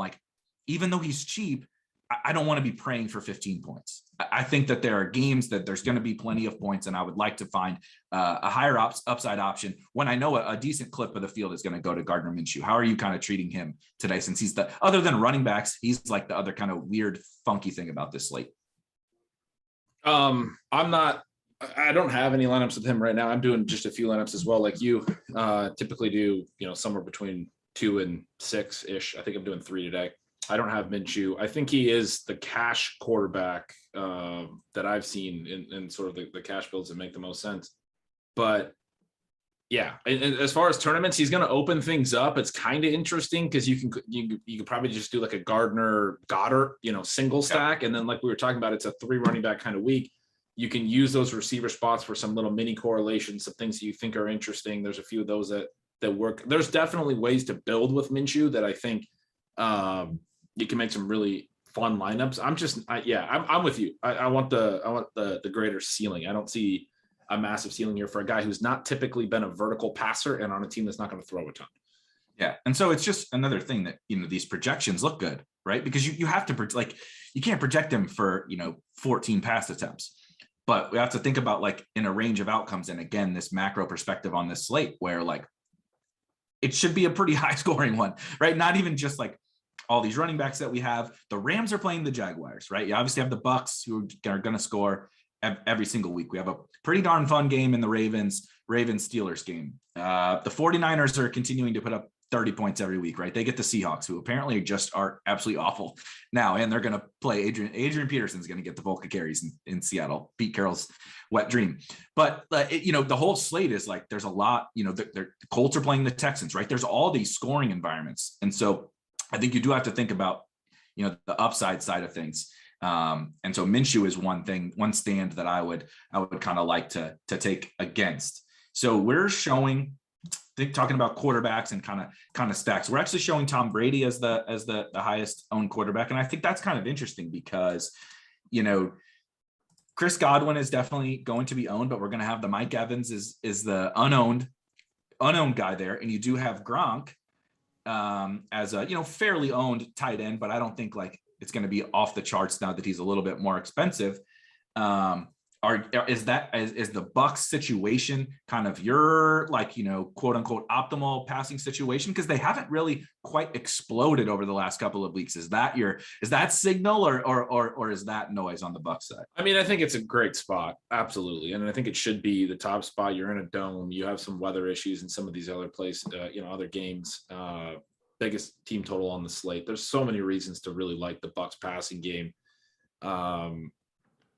I'm not playing Brady either. I really like that Chargers Bengals game. I think this is the way to get a little bit different in tournaments. And obviously it depends on the field size, how different you want to get, but certainly the Bucs stack and passing game will be pretty reasonably owned. And then if you're also dipping into the group of running backs that are all going to catch some ownership, you need, the way that I play tournaments, you need some plays that are a little bit, coming in under the radar, coming in at lower percentage. You need to have some of that ability to gain on the field quite a bit. And those are, the most important parts of your lineup. And so you have to pick those correctly. You can't just pick some, totally off the wall play. But I think going through the stack as something looking for something a little bit more under the radar, it is smart. I like the Bucs stack. I'm probably not going to play it a ton. The one I'm looking at more is that Chargers and Bengals game. There's so many ways to play it. It's really unlikely that they're all going to be highly owned. I mean, the Bucs, you mentioned Godwin's going to catch a lot of ownership. And basically, I mean, if you're playing Brady, you're probably doubling. And you're talking about Gronk or Evans. I mean, there's not a lot of other ways to go with that. You can throw Fournette into those mixes, which makes it a little bit more unique, I think. But in Cincinnati and the Chargers, I mean, it's not that much different. It's just that you can play both quarterbacks and you can play both running backs and you can play at least two receivers on each team. And so I think it's the different, permutations of playing that game are really interesting to me. Yeah, I totally agree. So I'm going to hit a couple. We're getting good questions. The people did not like our Texans Jets talk last week, but these questions are absolutely phenomenal. So I want to hit on a couple of these. Shannon brings up, which is actually a really interesting point, and I'll be honest with you, Shannon. Shout out to you because I haven't kind of even thought this part through. So it's fully expected that Daryl Henderson is out, right? We're treating him mostly as doubtful because of kind of the quotes and everything that we got. The team it doesn't feel good about him playing. That is not a lock, right? They're saying he's going to warm up and test his leg. Now, my expectation, obviously, if I'm putting like probabilities on it, it's a fairly low probability that he plays. It's the Jaguars, right? They need him or want him, I guess, at least for the long term. They should, in theory, be able to win without him. But NFL teams don't always do what we think is like the most likely or the most logical thing. And he wants to play, I'm sure. So if he gets out there and he's like, yeah, I'm good. And the trainers are like, yeah, he's good. And you have Sony Michel. Now, there's plenty of swap options later on. which we'll probably get to a little Not bit at running back. I think this is a big reason why you might want to have him in your flex, because then I think you can swap. Yes, exactly. Or have, multiple late game guys to be able to move some things around to get up to another running back we didn't talk about, Eli Mitchell, who I really like today in that San Francisco game. But that's a really kind of interesting thing. Again, we're putting probabilities to things, right? I think it's most likely that he misses, but that's a potential huge edge on the chalkiest player of the slate if something happens and Henderson does play. Another question, Sportus, that is an interesting name. That's why is Derek Carr so cheap? And I think Carr is another guy that I actually kind of go a little bit back and forth on, but I think when you kind of start to take a step back, when you start to plug in some projections, the matchup is fine for Derek Carr. He is cheap. His weapons are cheap and kind of popular, particularly Foster Moreau. So you're like, well, what if I just play Derek Carr? But if you take a step back and look at that game, Washington defense is whatever. They've started to play a little bit better despite losing two of their best players. Very weird season for Washington. But Derek Carr is not a particularly electric quarterback, in case anybody hasn't noticed. He has now lost, Henry Ruggs to an unfortunate tragedy. Darren and Darren Waller, basically his best two players. Deshaun Jackson, we don't know if he's going to play because he's spoiled. Shocker. Deshaun Jackson got hurt in practice again this week. He might be throwing to Zay Jones and Brian Edwards and Foster Moreau. What are we talking about here? And so from a projection standpoint, Carr actually looks fairly good. He's our third highest point per dollar guy. He's not getting a ton of ownership, but it's another guy where when I look at it from take a step back and I'm like, how does he win me this slate throwing to Zay Jones? How do you play him? How do you build? I mean, everyone who plays Carr is going to put Foster Moreau in that lineup. And so it's how do you play him that's unique and also maximizes the potential that your lineup hits? Because I mean, are you going to double him? You're going to throw in Renfro? Oh, that's super unique. I mean, are you going to play Zay Jones? Now I'm not even sure if Zay Jones is going to play that much because Jackson's been taking a snap sort of more from Jones than from Edwards. Now it's not concentrated enough. So now you're not really building something that I feel comfortable with the ceiling projection and things like that. I mean, I would rather go to even cheaper dudes like Taylor Heinecke. He's going to throw mostly to Terry McLaurin and Logan Thomas. You can build around that. I mean, even Minshew, you can build that around Devonta Smith and Dallas Goedert as his main weapons if you're playing a Minshew passing one. So some of these cheaper quarterbacks where you actually know who the main targets are, those are the guys that, I mean, I'm not playing Ben Roethlisberger, but Ben Roethlisberger is really cheap. If you really want to talk about really cheap guys, at least who his receivers are that catch most of his passes. You're not interested in the Mike Glennon to Darius Slayton stack this week? There's your pivot off of the Minshew team. I'm not on the draft experience this week. So there are some more good questions, but I do I want to hit on, let's see here. Burrow cheap. Yes. Ben talked about Burrow. We're both very interested in that game. What you said, which is kind of true in that game, but a little bit lesser so than one stack I'm extremely interested in that you mentioned is the Taylor Heinecke, Terry McLaurin one. So I love Antonio Gibson. I would like to play Antonio Gibson today. He's one of the best plays on the board. No one has been waiting for this day longer than me of him be able to get some passing work and all that. The issue is he's extremely popular. We talked about the running back thing. There's tons of pivots at running back. And I think you outlined it earlier about okay, are you playing, these onslaught stacks, which last week are great. It was a great time to do it last week because you're not giving up that much projection and you're obviously getting the correlation boost. This week, I'm really, really interested in the super concentrated guys, whether that be Heinecke to Terry McLaurin is an awesome stack because yes, of course, the Cam Sims and Logan Thomas and those guys might catch a touchdown or something. But if Heinecke has a big day, McLaurin's probably a big part of that because he has such a large target share and he's just such an alpha in that offense. I feel similarly about, say, Kirk Cousins to Justin Jefferson or to a much lesser extent, Adam Thielen. I much prefer Justin Jefferson, but you could argue, kind of whatever, pick one or play both or, I want the really concentrated offenses where I can kind of skinny stack them, or if I double, it's for sure going to those guys, or I'm doubling and it's you could play McLaurin and I guess maybe Logan Thomas or whatever. And then with a Heinecke type thing, you're getting the leverage off of Gibson, right? Now you've naturally pivoted off of Gibson because you're playing Heinecke to McLaurin. That's leverage. And so those are the kinds of things I'm really trying to think through today. And Heinecke was the big one, which is so painful because like I obviously love Gibson. I want to play Gibson, but that stack fit kind of everything we're talking about here in terms of not giving up projection, getting a condensed, stack and being able to, play my one-offs elsewhere. And then I'm getting leverage off of one of the highest owned running backs. So I'm glad you mentioned that one because that one really, really jumped out to me. And if that game shoots out, I think that one makes a lot more sense. We launched into that from the car thing. They're playing each other. Like, I think if that game winds up shooting out, you're probably gonna, in most scenarios, wish that you had Heinecke rather than Carr. Yeah, I think that's a really good point. Alex also asks, I think this is another actually really good part about this slate because Sony has opened up, or theoretically Sony has opened up. It is giving people a savings at running back, which is allowing them to then in turn go get his teammates, mainly Cooper Kupp, but also Stafford being one of the higher owned quarterbacks. And I'm certainly not saying you can't stack your running back with your quarterback and you can't stack your cheap running back with your expensive wide receiver.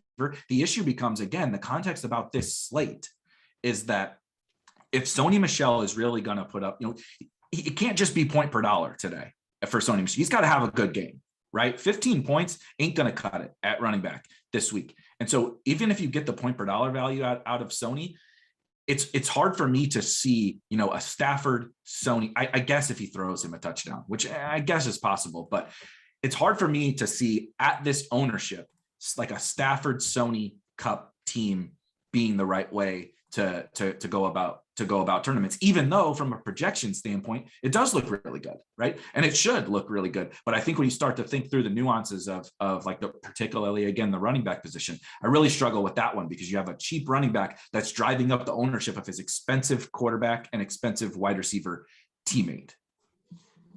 Yeah, absolutely. I mean, and they're playing the Jaguars. Like, if they get out ahead early, there's going to be points in building that lead. That's something that, has been a popular comment about, not trying to fade large spreads, over the many years. But if they do get out to a big lead, we have seen them kind of take their foot off the gas a little bit against a couple opponents. And, that might be a way that Michelle ends up failing if they're just like, okay, well, we'll go to whoever else we're playing. I don't know who even is active. Jake Funk. Like, I don't know where they're at. Mekhi Sargent. Okay, there you go. There's scenarios where Jacksonville's just not competitive on offense, right? The Rams have a very good defense. Yep. And if Jacksonville's not competitive, the Rams might be a little bit slower. They might run the ball a little bit more. There are definitely paths to this game not being particularly exciting. If you want to, especially because all the ownership is going to condense on Michel and Kupp. Like if you want to play Ram, I'd go with Beckham. I hate Van Jefferson, but I would probably play him before. I like Van. Van as a pivot. Yeah. But I think Michel's still a good play, and Kupp is still obviously a very smart play in the sense that like he is the really high ceiling receiver. Like you can definitely play him. I don't know. I guess I haven't thought through this one enough because you probably do want Rams. They have a really high total. You probably want a Ram in your lineup somehow or another, but I'm kind of just like blindly fading them on a couple of my teams, which is probably questionable. And then playing some Michel. I do think, we do this and it happens to me too. I'm like, I know this, like I just flat out know this team is going to score a bunch of points. So of course I want to go after him, but the field is also going after them. And so I do really like actually Jefferson and or Beckham. I think Higbee is a reasonable enough tight end play. Certainly not one of my favorites, but I think it's reasonable. And so I like that from like the leverage perspective and getting my, quote unquote exposure to the high scoring offense, but I also don't want to be forcing that. You know what I mean? We've again, continued to hammer home this thing about this slate. Like there's going to be plenty of points. And it's like, there's absolutely outcomes where a team scores 35 points and like nobody is a slate winner. Who's this? Why does someone have to be the slate winner from this team? Alex actually brings up another good point. Like, what about the Rams defense? Mm-hmm. The Jaguars offense absolutely stinks. It is laughably bad. And so what if they just completely shut down the Jags, right? Like you said, then maybe in the second half, the Rams offense takes their foot off the gas. Maybe the Rams defense scores 2 touchdowns, and totally breaks the slate. So I just think that I'm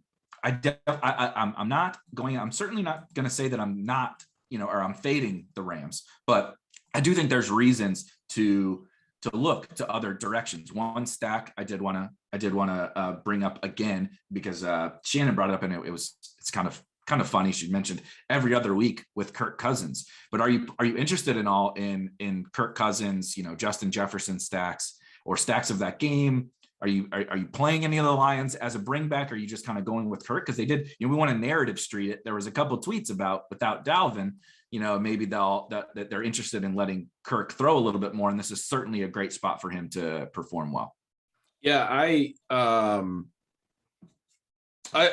interested in it. I'm not really necessarily building that way, particularly because Jefferson and Thielen are a little bit more expensive, and it's hard to double on DraftKings, where I tend to play more. But I think on FanDuel, probably with a little bit more salary flexibility, it probably makes a lot of sense. And there is enough, value opened up. If you are going to play Michelle, if you are going to go down to Moreau or whoever, like you can go there. I mean, it is a concentrated passing game. This is one of the most concentrated passing games. We have a very good idea that Jefferson and Thielen are going to be the main 2 guys getting targets, as well as probably Madison out of the backfield. They use Conklin and KJ Osborne a little bit. That's it. Like those guys like combined as a 3rd guy in the offense. And even that is like less volume combined than either Thielen or Jefferson tends to get on their own. So you have that concentrated element. You can bring back Jamal Williams, who's probably going to go a little bit overlooked. We haven't even really mentioned him earlier in the week. Felt like a cash lock. He's somebody that you can, it's just another one of those really good running back plays. Maybe he's going to go higher on than I think, but before we left the Rams, Jags, actually, I wanted to mention James O'Shaughnessy as well, because Moreau, everyone's going to play Moreau at tight end. O'Shaughnessy back in week 1, 8 targets, 6 catches. Week 2, he gets hurt right away. He misses the next 10 games. This is the exact role that Dan Arnold got traded for and got into, and everybody has been wanting to play Dan Arnold. It was O'Shaughnessy's first. He played out of the slot a ton. He had the 8 targets in week 1. He came back last week. Arnold gets hurt right away. This was his first game since week 2, and O'Shaughnessy plays 81% of the snaps. He gets 5 targets. He catches a 2-point conversion, which probably goes a little bit overlooked for some people.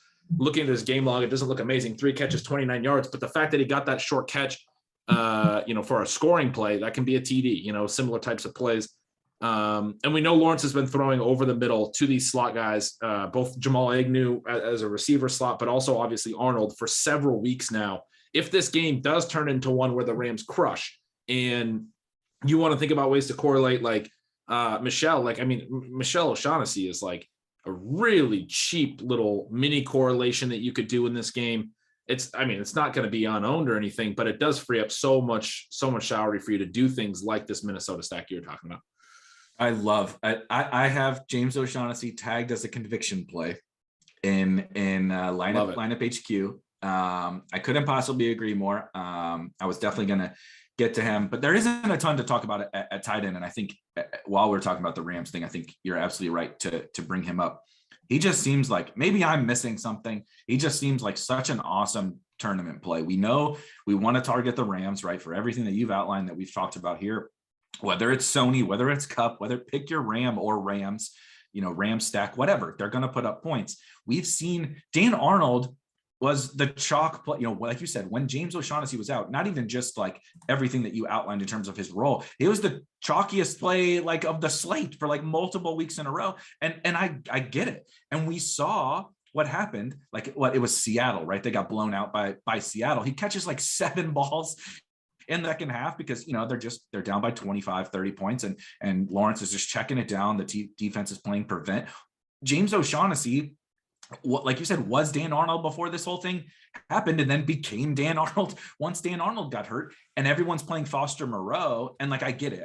I understand the Foster Moreau thing, but you have this, I don't think that O'Shaughnessy and Moreau are really any different. They're not. Foster. The gap in ownership is way wider than the potential, in my opinion. You look at what O'Shaughnessy's done, you look at the certainty of his role, his what he's done, I'm saying sort of just in terms of targets per route run and the fact that he's actually drawn volume when he's been on the field. Moreau, everyone's so excited about because we did get that one start out of him. And, if we late swapped, remember, we talked about it on the show, and he smashed in that afternoon game where he was the main guy. That does not mean he's going to smash every time he's the starting tight end, right? But people have kind of decided that That's what that means. Yep. They're treating him. It's also a tougher matchup, right? I get it. Again, Foster Moreau projects well. I'm not saying don't play Foster Moreau. He's your cash play, whatever. But I think from a tournament perspective that I'm glad you brought O'Shaughnessy up, because it just maybe, like I said, maybe I'm missing something and maybe it's too obvious and the gap in ownership won't quite be there. But the way it's projecting everywhere I look, I really love that as a pivot. All right. Some people are asking some questions. I apologize. I have to get a rant in about some god awful player on some god awful team every single week. So this week was James O'Shaughnessy. You know, we did the Jets and everything last week. So let's hit a couple more questions and then we'll wrap up with kind of some stacks and overarching final thoughts. I have one more guy I definitely want to talk about, but we will hit some of these questions. Yeah, Cousins is a nice pivot. I agree.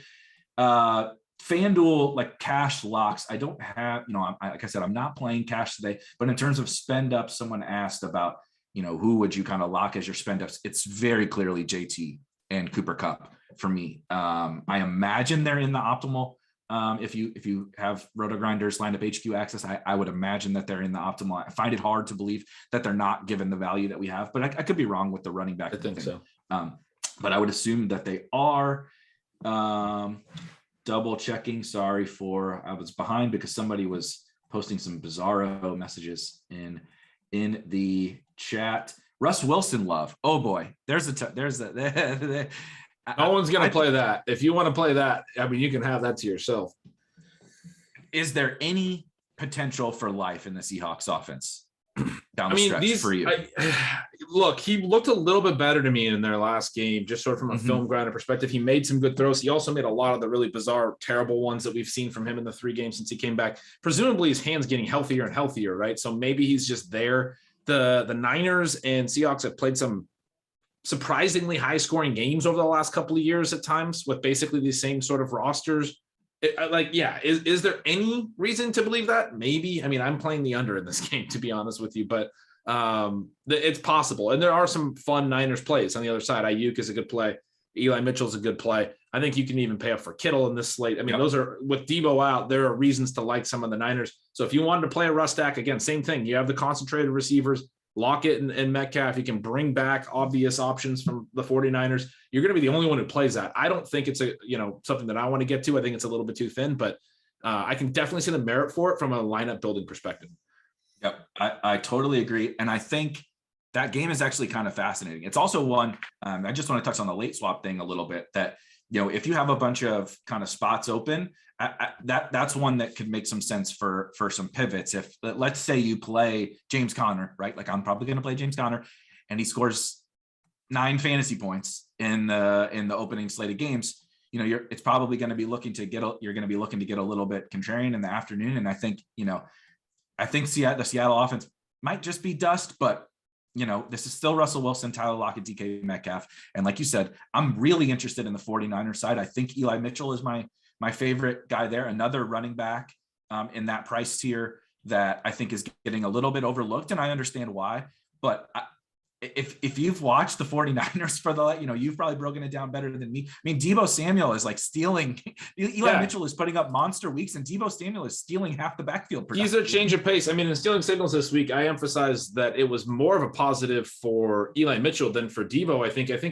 Than for Ayuk, because I think that was sort of the natural thing. It's like, it frees up things for Ayuk, but Deebo has not actually been used as a receiver a lot these last couple of weeks. He's basically their number 2 change of pace running back, playing in clear tailback positions. These are not like jet motion end around handoffs. These are Deebo lining up behind Garoppolo under center and taking a sweep. Those touches are going to go to Elijah Mitchell. He has, I think, 4 rushing TDs in the last 3 weeks. That's more, potential rushing TDs for Elijah Mitchell in all likelihood. I think it has more of an impact on Elijah Mitchell's ceiling than it did.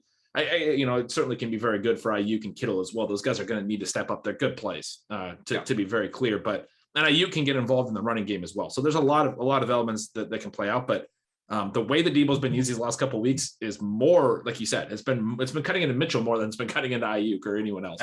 I played Deebo 2 weeks ago. Did he have a catch? Maybe one catch? I think he had one catch, yeah. He scored like 20 fantasy points, and I was like, I didn't know I paid $8K a wide receiver for a guy who was only going to play running back. But yeah, so maybe I'm a little bit biased because I've been on this 49ers team, but that's what I felt. I'm like, man, everything has opened up now for Eli Mitchell, and he's already been crushing and getting tons of volume. Last week, they finally started to throw to him more.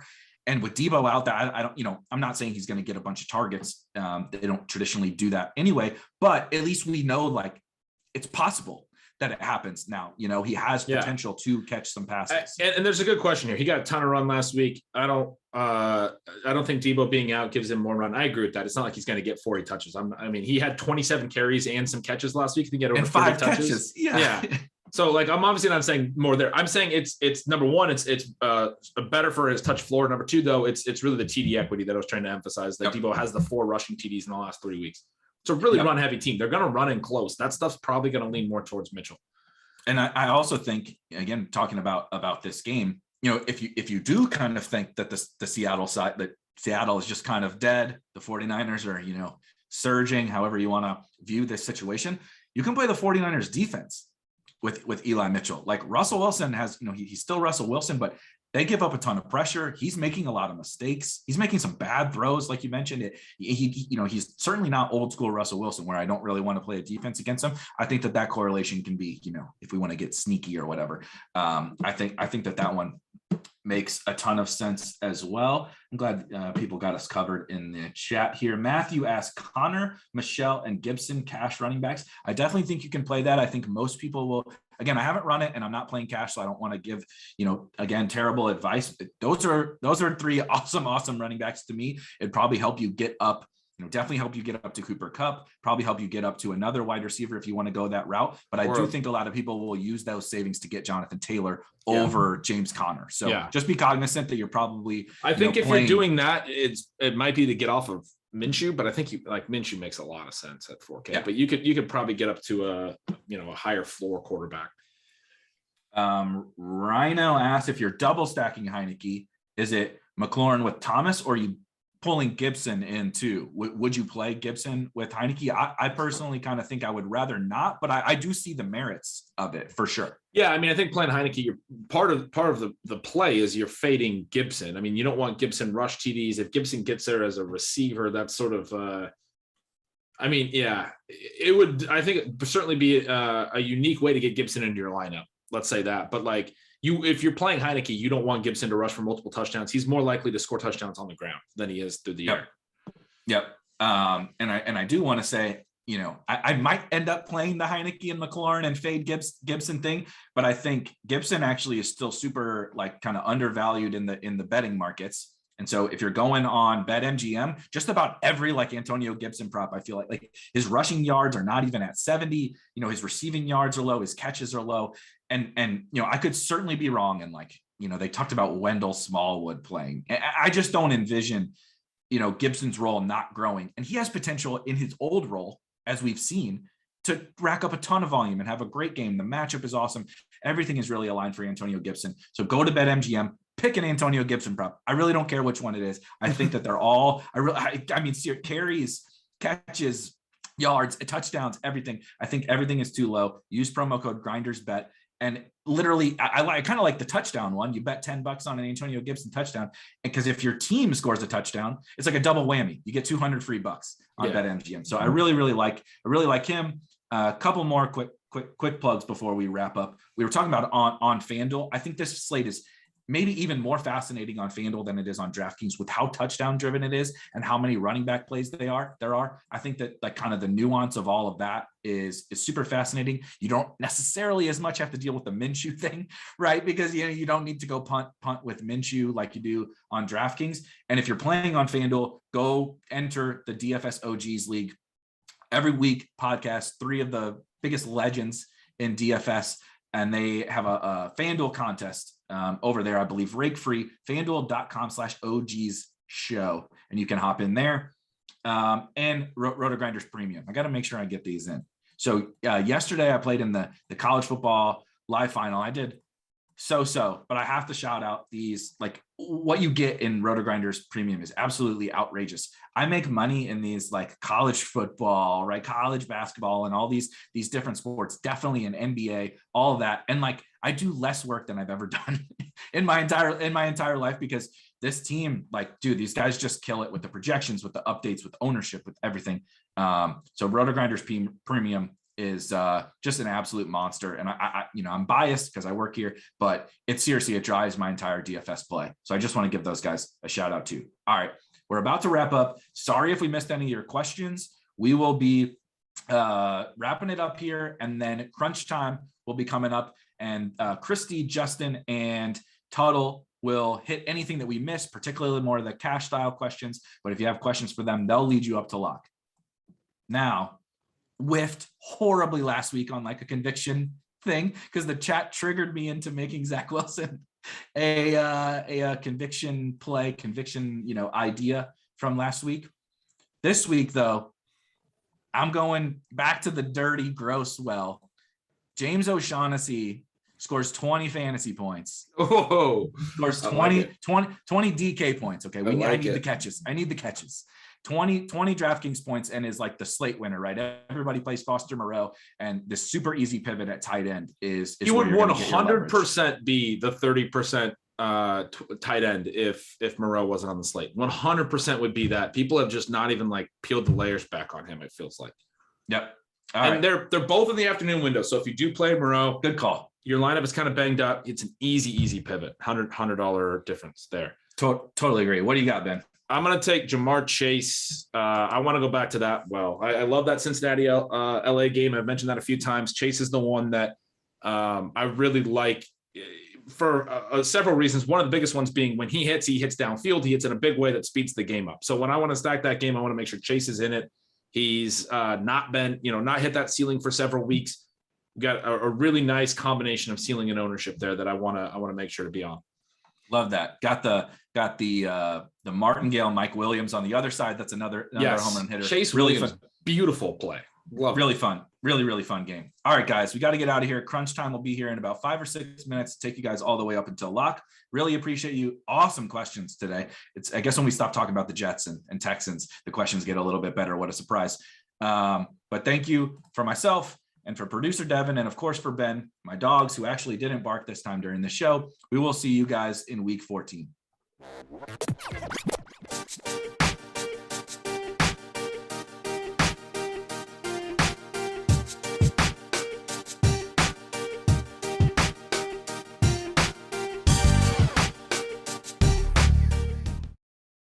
Fantasy Bar, 6 plays for you for week 13 on Yahoo, including some of my favorite mid-range and value plays, what game I'm stacking up, where can we find some leverage this week, and of course, my favorite play of the week. Who is it? Belly up to the Fantasy Bar and find out.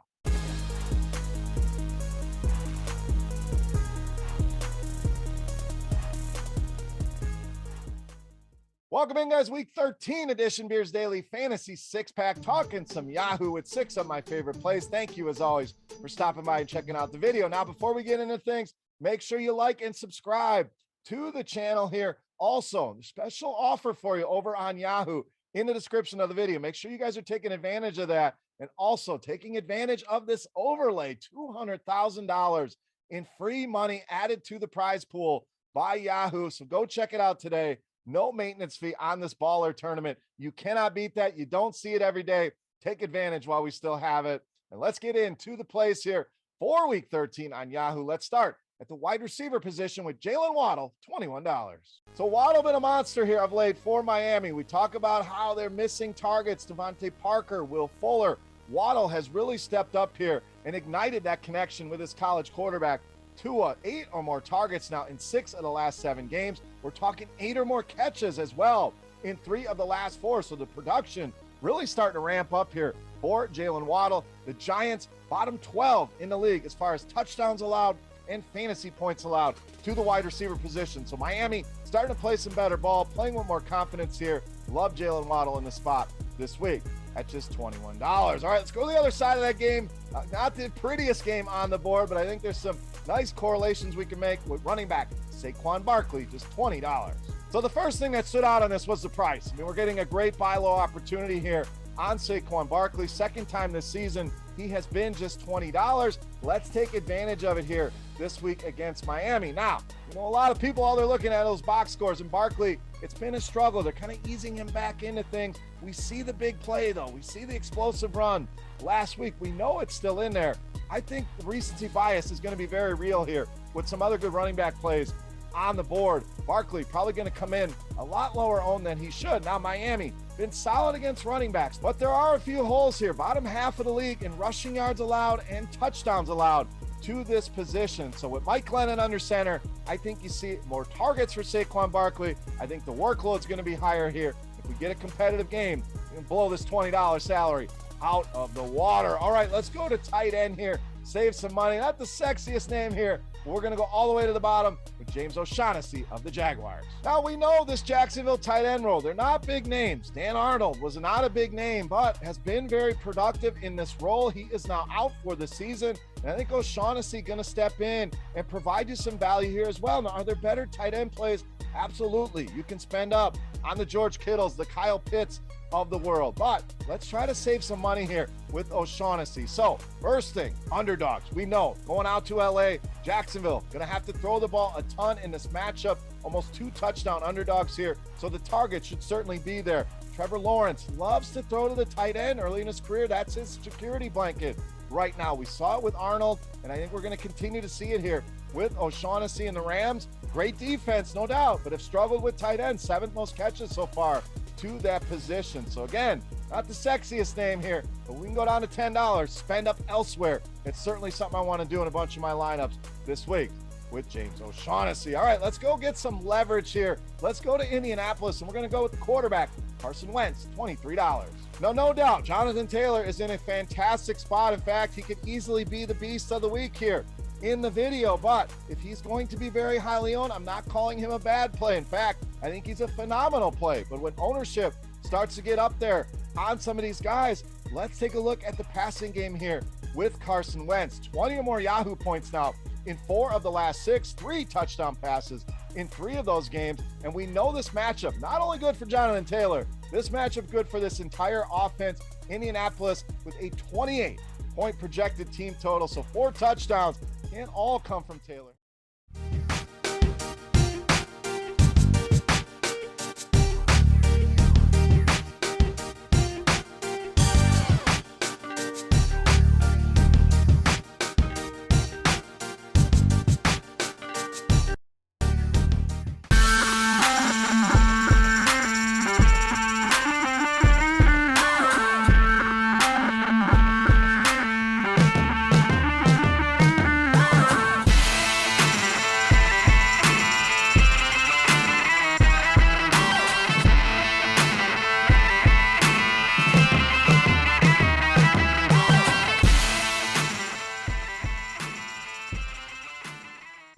What's up, everybody? Another week, NFL Crunch Time right here on Rotogrinders.com.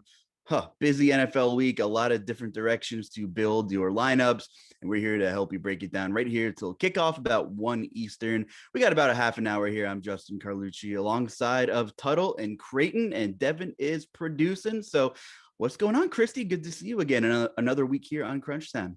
Yeah, I know. Great to see you guys as well. I know it wouldn't be a slate without a lot of interesting news, especially on the running back side. So it's always great to break it down with you guys. So good to see you. You too. And you know what? Ton of options up top, a lot of value options, maybe some guys in the middle go overlooked, and we'll break down the running back situation, which is probably the most interesting conversation of the slate when we go with our position by position breakdown. Tuttle, you are always busy. You're always writing something or doing some pods. One of the OGs. What's going on, man? How are you today?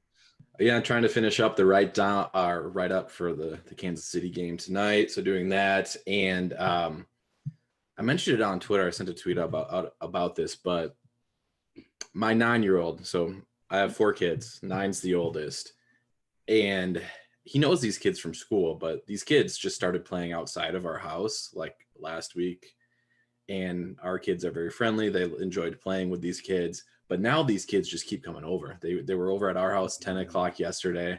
They were at our house 8:45 this morning. And so now it's like I don't have my house anymore to myself. So my wife is now taking them fishing while I record a show, and it's 36 degrees out and snowing in Wisconsin. So my wife's a saint. She's a better person than I am, because I would not be doing that. I totally get it. We got a 6-year-old over here and one of his friends, and man, these kids are just nuts. Literally came over this week and said, "What's for dinner?" I'm like, dude, you kidding me? I'm like, I got a show and like I don't even know what's for dinner. Like, come on, man. So I totally get it.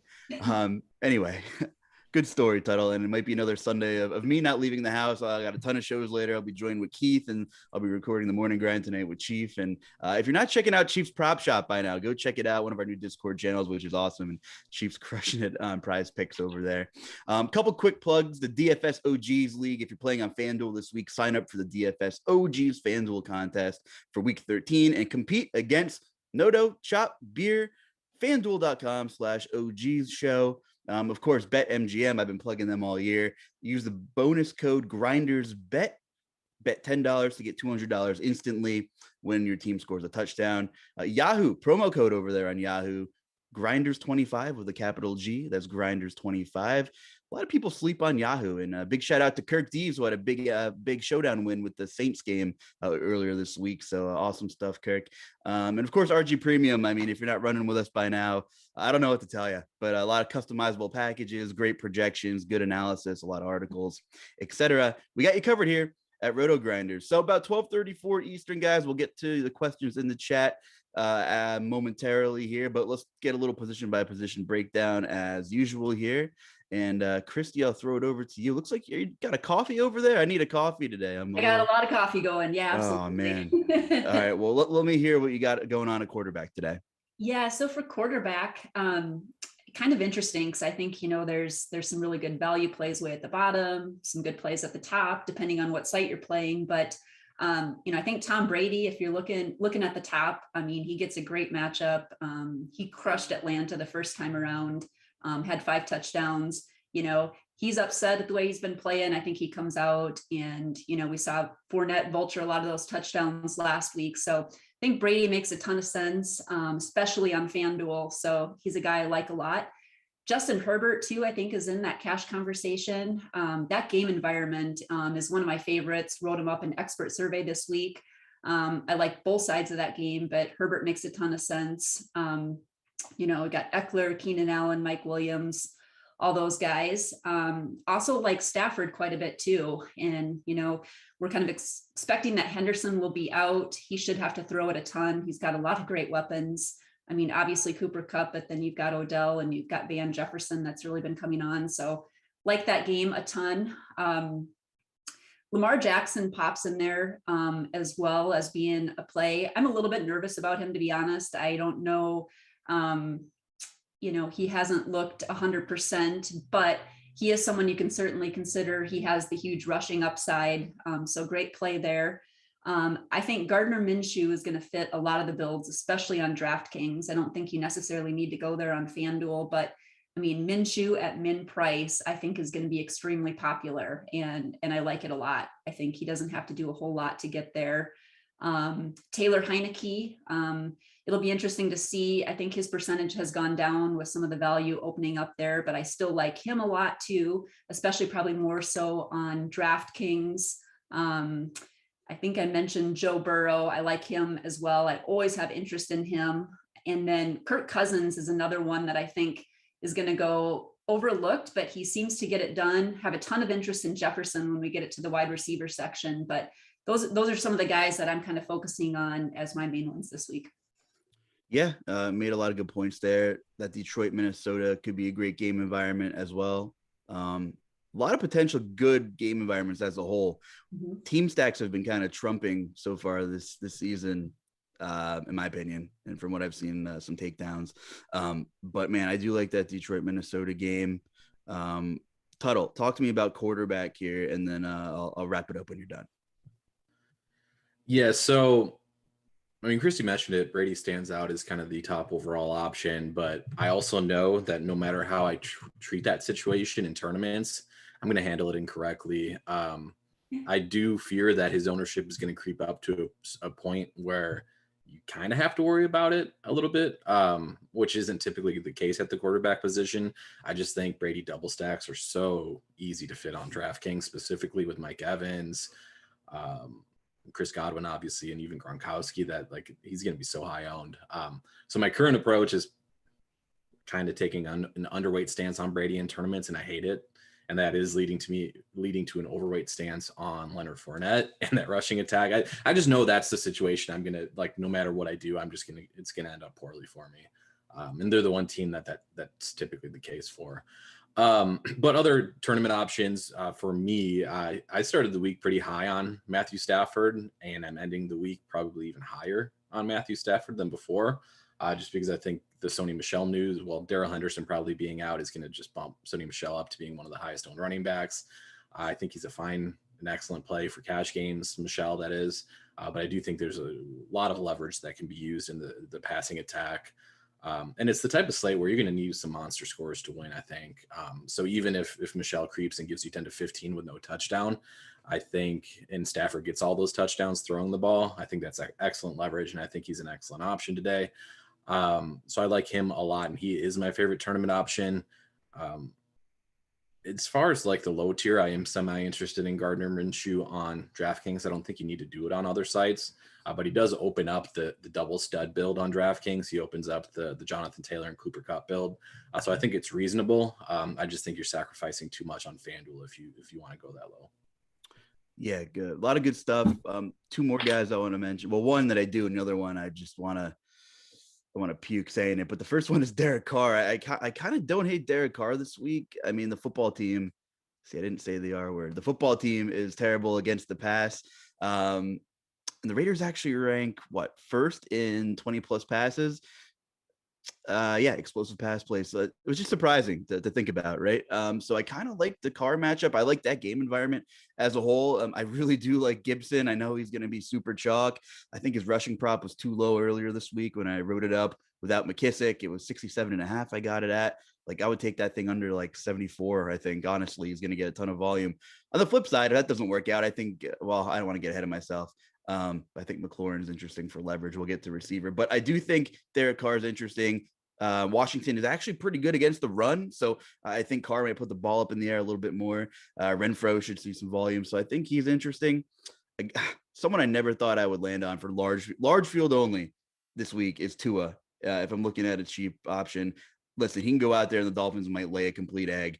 Getting Devonte Parker back, who should garner some ownership on DK as it is, by the way. But I think Tua is kind of interesting. The Giants ranked bottom third in the league in pressure and sack percentage. And Tua has actually been much better than I ever imagined when he's had a clean pocket this year. When I was digging through some PFF stuff, he has like a 77% completion rate with 8 touchdowns with a clean pocket. Yes, that could totally backfire, but I'm willing to get like some 1% Tua in some large field Millie type builds. Anyway, let's go to running back before I endorse Tua anymore and get kicked off the show. So a lot of action here at running back. The whole list. I mean, this might be, listen, I can't knock you if your player pool is pretty large at running back this week. So Kristi, tell me what you got going on here. A lot of value options and a lot of guys who could potentially break the slate. Yeah, this is the part where I think, I think the running backs are definitely going to make the slate this week. I tried to condense my, quarterback pool a little bit and really get different on the running backs, especially with Sony Michel opening up. We're expecting Henderson not to play. So you've got some great value out there with Sony Michel, Antonio Gibson, who I loved a ton even before we knew about McKissick. And with McKissick being out, I love that play a lot. Probably one of my favorite value plays. And then you've got Jamal Williams too, no Swift. And so those 3 guys are going to carry a ton of ownership for value. So then when you start looking at it, there's going to be a lot of guys that certainly go overlooked. I mean, Eli Mitchell is in a fantastic spot going up against Seattle. Running backs have just been crushing. So fantastic matchup. You mentioned Fournette, he could easily vulture a couple of those touchdowns like we saw last week. So he's a great play. And then looking at the top, Alexander Madison, fantastic play. He's a little bit more expensive on FanDuel, but gosh, it's hard not to like him. With Dalvin Cook, you always have Madison kind of hanging around, getting some carries. Madison is the guy. Great matchup. Jonathan Taylor, of course, it'll be interesting to see where his ownership is, but he's a fantastic play. A guy that is probably my favorite, and I think I'm going to end up with him in my main lineup, is Joe Mixon. And I don't know where his ownership will end up for sure, but gosh, he's a guy I've been playing a ton. We talked about that. I like doing those Herbert stacks and then bringing Mixon back in there. Think that makes a very, very interesting play. Some other guys too. I think James Conner, I think he's someone that you could easily, he's kind of just middle of the pack there, but definitely a good game environment there. I know it's cold and windy in Chicago, so should be good for the running backs for both Conner and Montgomery.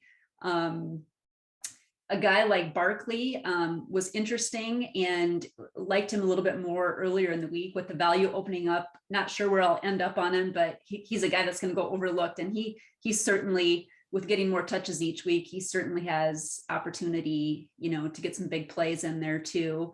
And then Cordell Patterson, don't overlook him, especially in those Tampa Bay stacks.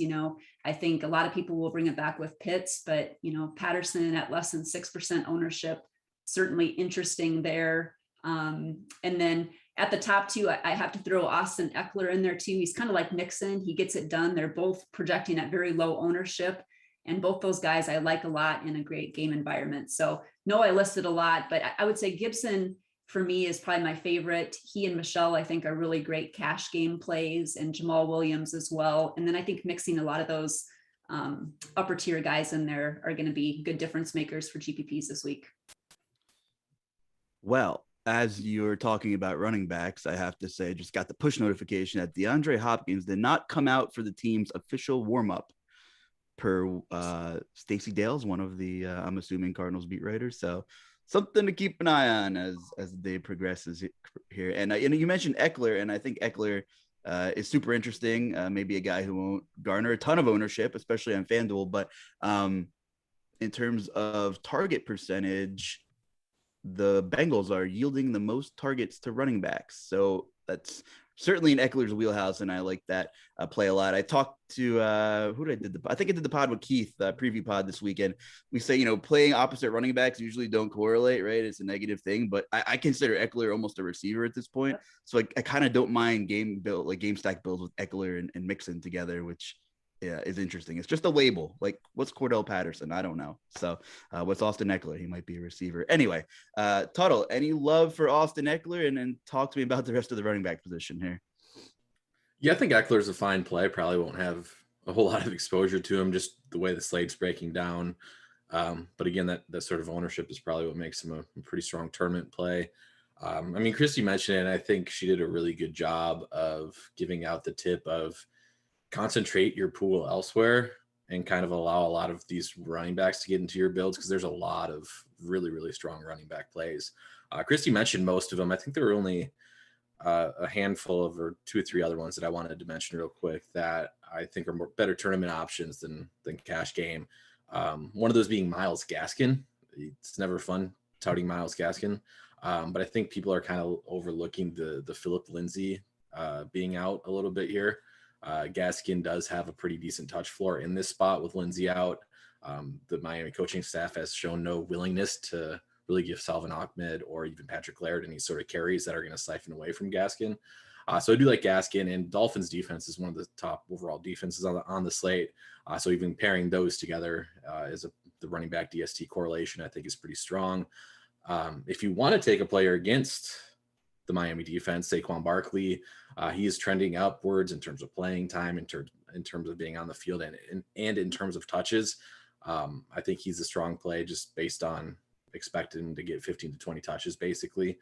And then one other guy that I fully expect to troll us, and I'm not fully on board with touting him, and I don't have much exposure to him, but I'm just ready for it. Miles Sanders. Like, this seems like the obvious Miles Sanders breakout spot. Extremely heavily owned last week, ended up leaving the game early, was on track for a pretty decent game. It seemed like he was pretty much locked to get the 100-yard bonus. But we kind of had the reverse of this leading into the week, where we thought Miles Sanders wasn't going to play and Boston Scott was shaping up to be like really heavily owned. And now we have the opposite, where Boston Scott, he's active, but he was sick all week, could potentially see a limited role. Which again would just be great news for Sanders. So I think Sanders has a much bigger workload than people actually are thinking or projecting him for. So I do like him as a tournament option, especially as leverage also against Minshew, who will get ownership now for sure. Yeah, really good point, especially on DK over there. And yeah, touting Myles Gaskin's almost as fun as touting Tua. So I'm with you on that. But yeah, I mean, Lindsey had a role last week before the game got out of hand. I was looking at the play-by-play. He was getting first half carries. So Gaskins should be the guy, and you're right, correlates well with the Miami defense. So without further ado, about 12:47 Eastern here, let's move on to wide receiver. This one should be fun. Cooper Kupp at the top, and I know Tuttle said he's high on Stafford, so I'm assuming he might be overweight on a guy like Cooper Kupp, but we'll throw it over to you first, Kristi. Talk to me about wide receiver. Yeah, a lot of great plays. And I think Cooper Kupp, his ownership is just going to increase with the news with Henderson being out. I think, Cooper makes a perfect cash and tournament play. We also have Chris Godwin projecting really well, probably especially more on DraftKings. He has a really good price over there. So definitely someone that have a lot of exposure to, liking that game. I think on the tournament side, Mike Evans, he always seems to be a little bit under-owned. So certainly like getting exposure to Mike Evans. Some other guys, Keenan Allen is always just a great cash game play. Just gets a ton of targets week after week, not necessarily the touchdowns, but, I think if you're looking for some GPP plays, maybe going on the other side with Mike Williams there. Hunter Renfrow projects really well for a good cash game play and tournaments, with Waller being out, both he and Foster Moreau are definitely going to get a lot of looks. I think Michael Pittman still is a good play too. He hasn't done what we've expected, but I still think he's priced right, and there's still plenty of upside there. Terry McLaurin, Gibson is going to be so highly owned that I think Terry McLaurin makes a fantastic leverage play. Like him quite a bit, tournaments, and I think you could even use him in cash. A guy that I probably have the most exposure to is Justin Jefferson. I like this guy week after week, but we talked about that game environment a ton. I mean, it really lines up for a Jefferson game. I'll definitely have exposure to Thielen as well, but it's hard not to imagine Jefferson just smashing in this spot. So he's someone I'm fitting into both cash and GPP builds, and probably one of my top spends on the slate for wide receiver. I think Jamar Chase is someone too that's going to definitely go overlooked. He hasn't had that ceiling game in a while that we kind of expect him to, but the opportunity is still there. A couple of guys kind of in the middle too, Deontay Johnson, he always gets overlooked, but both he and Claypool really, they're missing a lot. Baltimore's missing a lot on defense. So I think those two are in just a phenomenal spot. So don't sleep on those two.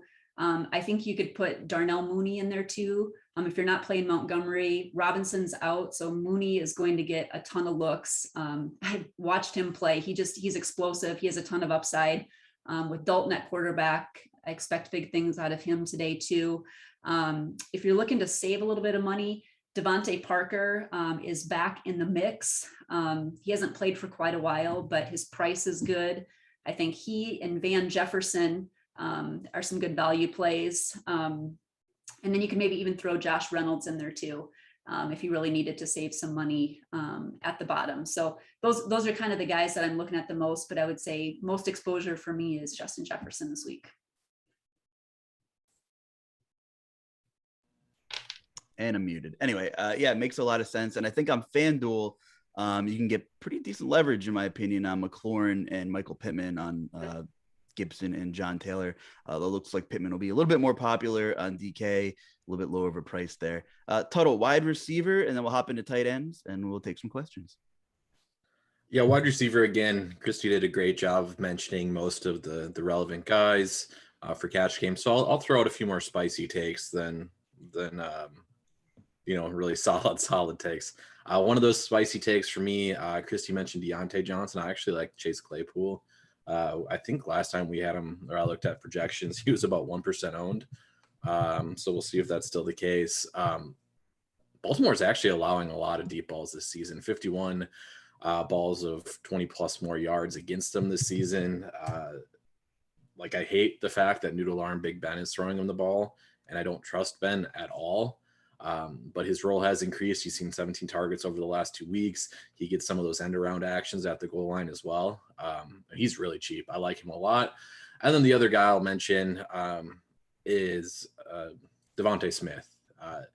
It only makes sense that this Philadelphia receiving core is going to be upgraded with Minshew under quarterback. Like it's just going to happen. They're going to have a lower run rate and they're going to have a higher pass rate, and a guy that will actually throw the ball downfield a little bit. So yeah, I like taking shots on some of these Philadelphia pass catchers. Devonte Smith's only 6,300 on FanDuel, which is like super cheap for him. On DraftKings, you can take shots at Quez Watkins, Jalen Reagor. They're 3,200. So I do like taking shots at that Philadelphia passing attack, just with Minshew under center. Really great point. I couldn't agree more on the Eagles pass attack thing. Super cheap price for Smith. As good as Hurts has been, fantasy wise, he's been a pretty terrible quarterback in general. I don't care. If you disagree with that take, that's fine, but he just isn't getting the ball to the playmakers there. Maybe Dallas Goedert. Let's talk about tight ends, right? Obviously, Foster's going to be the big, high-owned tight end, cheap guy, going to play, probably 90% of the snaps without Darren Waller. I get it. I do think Dallas Goedert is super interesting. And I do like Gronk, who's kind of playing like vintage Gronk.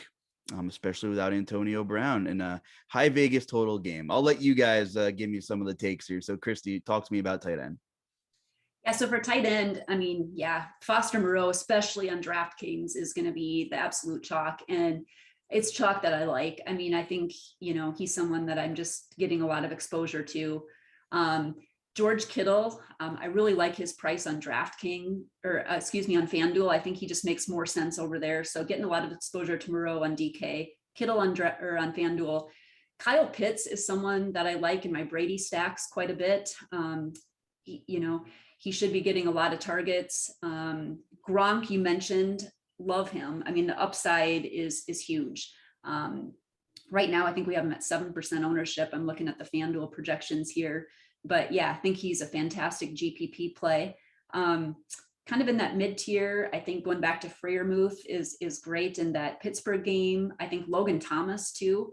We talked a little bit. Gibson is going to be so popular that I think going to a guy like him certainly makes some sense. We talked about Goddard. Don't mind him. I haven't found myself using a ton of him. I've been more on Kittle. And Foster Moreau and Pitts and Gronk are probably my 4 top owned guys. And then I'll maybe throw Ingram in there too, if you're looking to save some money and just get a little different. Certainly don't mind him, but the 4 I mentioned are probably the ones I'm using the most today. Okay. Tuttle, over to you. Yeah, I don't have much to add. The one point I really want to make on DraftKings specifically, where Foster Moreau is going to be extremely chalky, I think the popular tout has become, just play James O'Shaughnessy at the same price point as your pivot. I think that's not the greatest set of advice. Like, I think I like the probability of a different lineup construction outscoring Foster Moreau builds, and I like the probability of James O'Shaughnessy straight up outscoring Foster Moreau, if that makes sense. Like, if you're just going down and saving $200 at the position by playing James O'Shaughnessy over Moreau, you're basically just hoping O'Shaughnessy straight outscores Moreau. I'd rather just change my build up and change the lineup construction up a little bit. In order to do that, I don't mind like Cole Kmet, who's been targeted a lot with Dalton under center. I don't mind going up to Logan Thomas, who I think is an excellent play this week at a slightly higher price point. So I think the biggest thing is if you're pivoting off of Moreau, actually take initiative and pivot to somebody in a different price tier. I like it. Let's get to some questions. Let me scroll all the way up here. Let's see. FanDuel Cash, Kristi. Renfro, Dolphins D, or Keenan Allen, Washington D? I really like the Dolphins D this week for cash, especially. So I think I'd go the first one with Dolphins D. Okay. Tuttle, can you run Stafford, Sony Michel Cup together? You can. Worth noting, because people will be asking, Jay Glazer reported Daryl Henderson is going to be available or expected to be available, but not the feature back. This is personally not different than what I was expecting. I thought this was going to be the case the whole time. Still expect Sony Michel and think he's an excellent play. Okay. Jackson or Tom Brady for FanDuel Cash, Kristi? I would go Tom Brady. Okay. Tuttle, Lions cheap defensive option or no? Yeah, it's fine. Okay. Curtis Samuel touches increasing. Can you punt Curtis Samuel today, Kristi? You certainly could. I think there's some other punts that I like a little bit better. Kind of mentioned Parker and Josh Reynolds, Van Jefferson, some of those guys instead. Okay, couple minutes left, guys. Thanks for sticking with us. Start wrapping up those lineups. We'll try to rapid fire these real quick. Let's see. Fanduel Cash, Pittman or Renfro, Tuttle? Pittman, very slightly. Okay. Thoughts on using Brady with Fournette and Fanduel Cash, Kristi? I think you could. I think there's going to be enough production to go around. So I think you could get away with that. Okay. Tuttle, pick one. DK straight up. Keenan Allen, Scary Terry, or Jamar Chase? Keenan, if it's just straight up. Okay. Kristi, let's see. Gage and Kittle. I guess that's Russell Gage and Kittle or Jefferson and Moreau for GPPs. I'd go Jefferson Moreau. I still think Jefferson will be a little under-owned, so I like that upside there. Okay.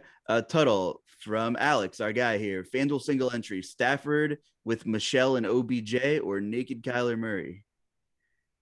I'm Stafford. Stafford all the way. All right. Kristi, FanDuel Cash. Jamal Williams, Gronk, and Renfro.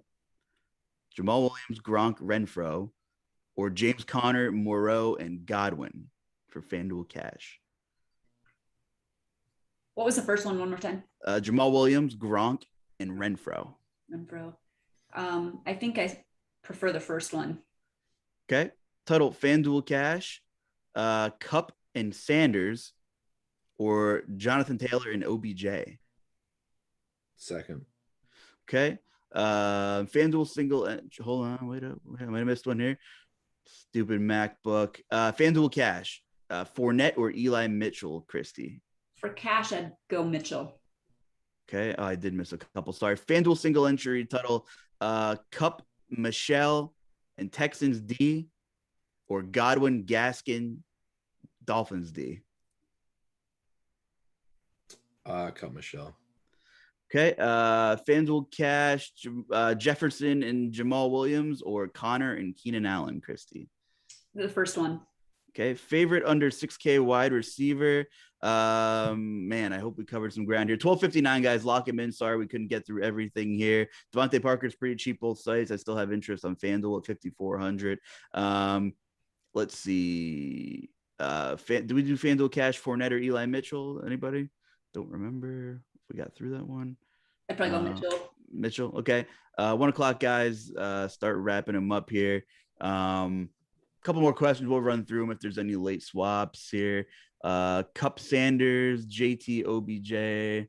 I'm not touching OBJ today. What's your take on OBJ, Tuttle? I know you're big on the Rams, but is it too risky?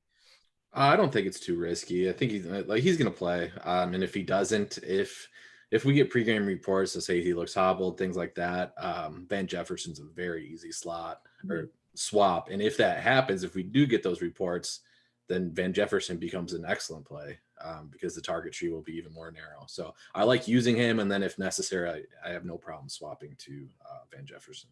It's weird to have the Jags at a 4 p.m. kickoff. I'm not used to that, right? But I know it is very weird, yeah. But of course, there's a whole bunch of news tied to that game as well. So sorry we didn't lightning round through absolutely everything. There's quite a bit to talk about, especially at running back. And Kristi and Tuttle, you guys nailed it in your analysis here. But I want to bring Devin in real quick before we get out of here. You probably aren't leaving the house today, as I'm not either. So let me hear, you got any hot takes for Sunday NFL main slate, Dev? I found myself wanting to fade Michelle as we got, started off the morning, but here I am with the Michelle and my one single entry on FanDuel. So try as I might, I can't fade the chalk. All right. Well, we got plenty of shows we can tilt on together later if we need to. For sure. We'll be back for some NBA. We got Sunday Night Showdown. So thanks for sticking with us, everybody. So for Kristi and Dan and Devin, I'm Justin. Enjoy this week of football and good luck.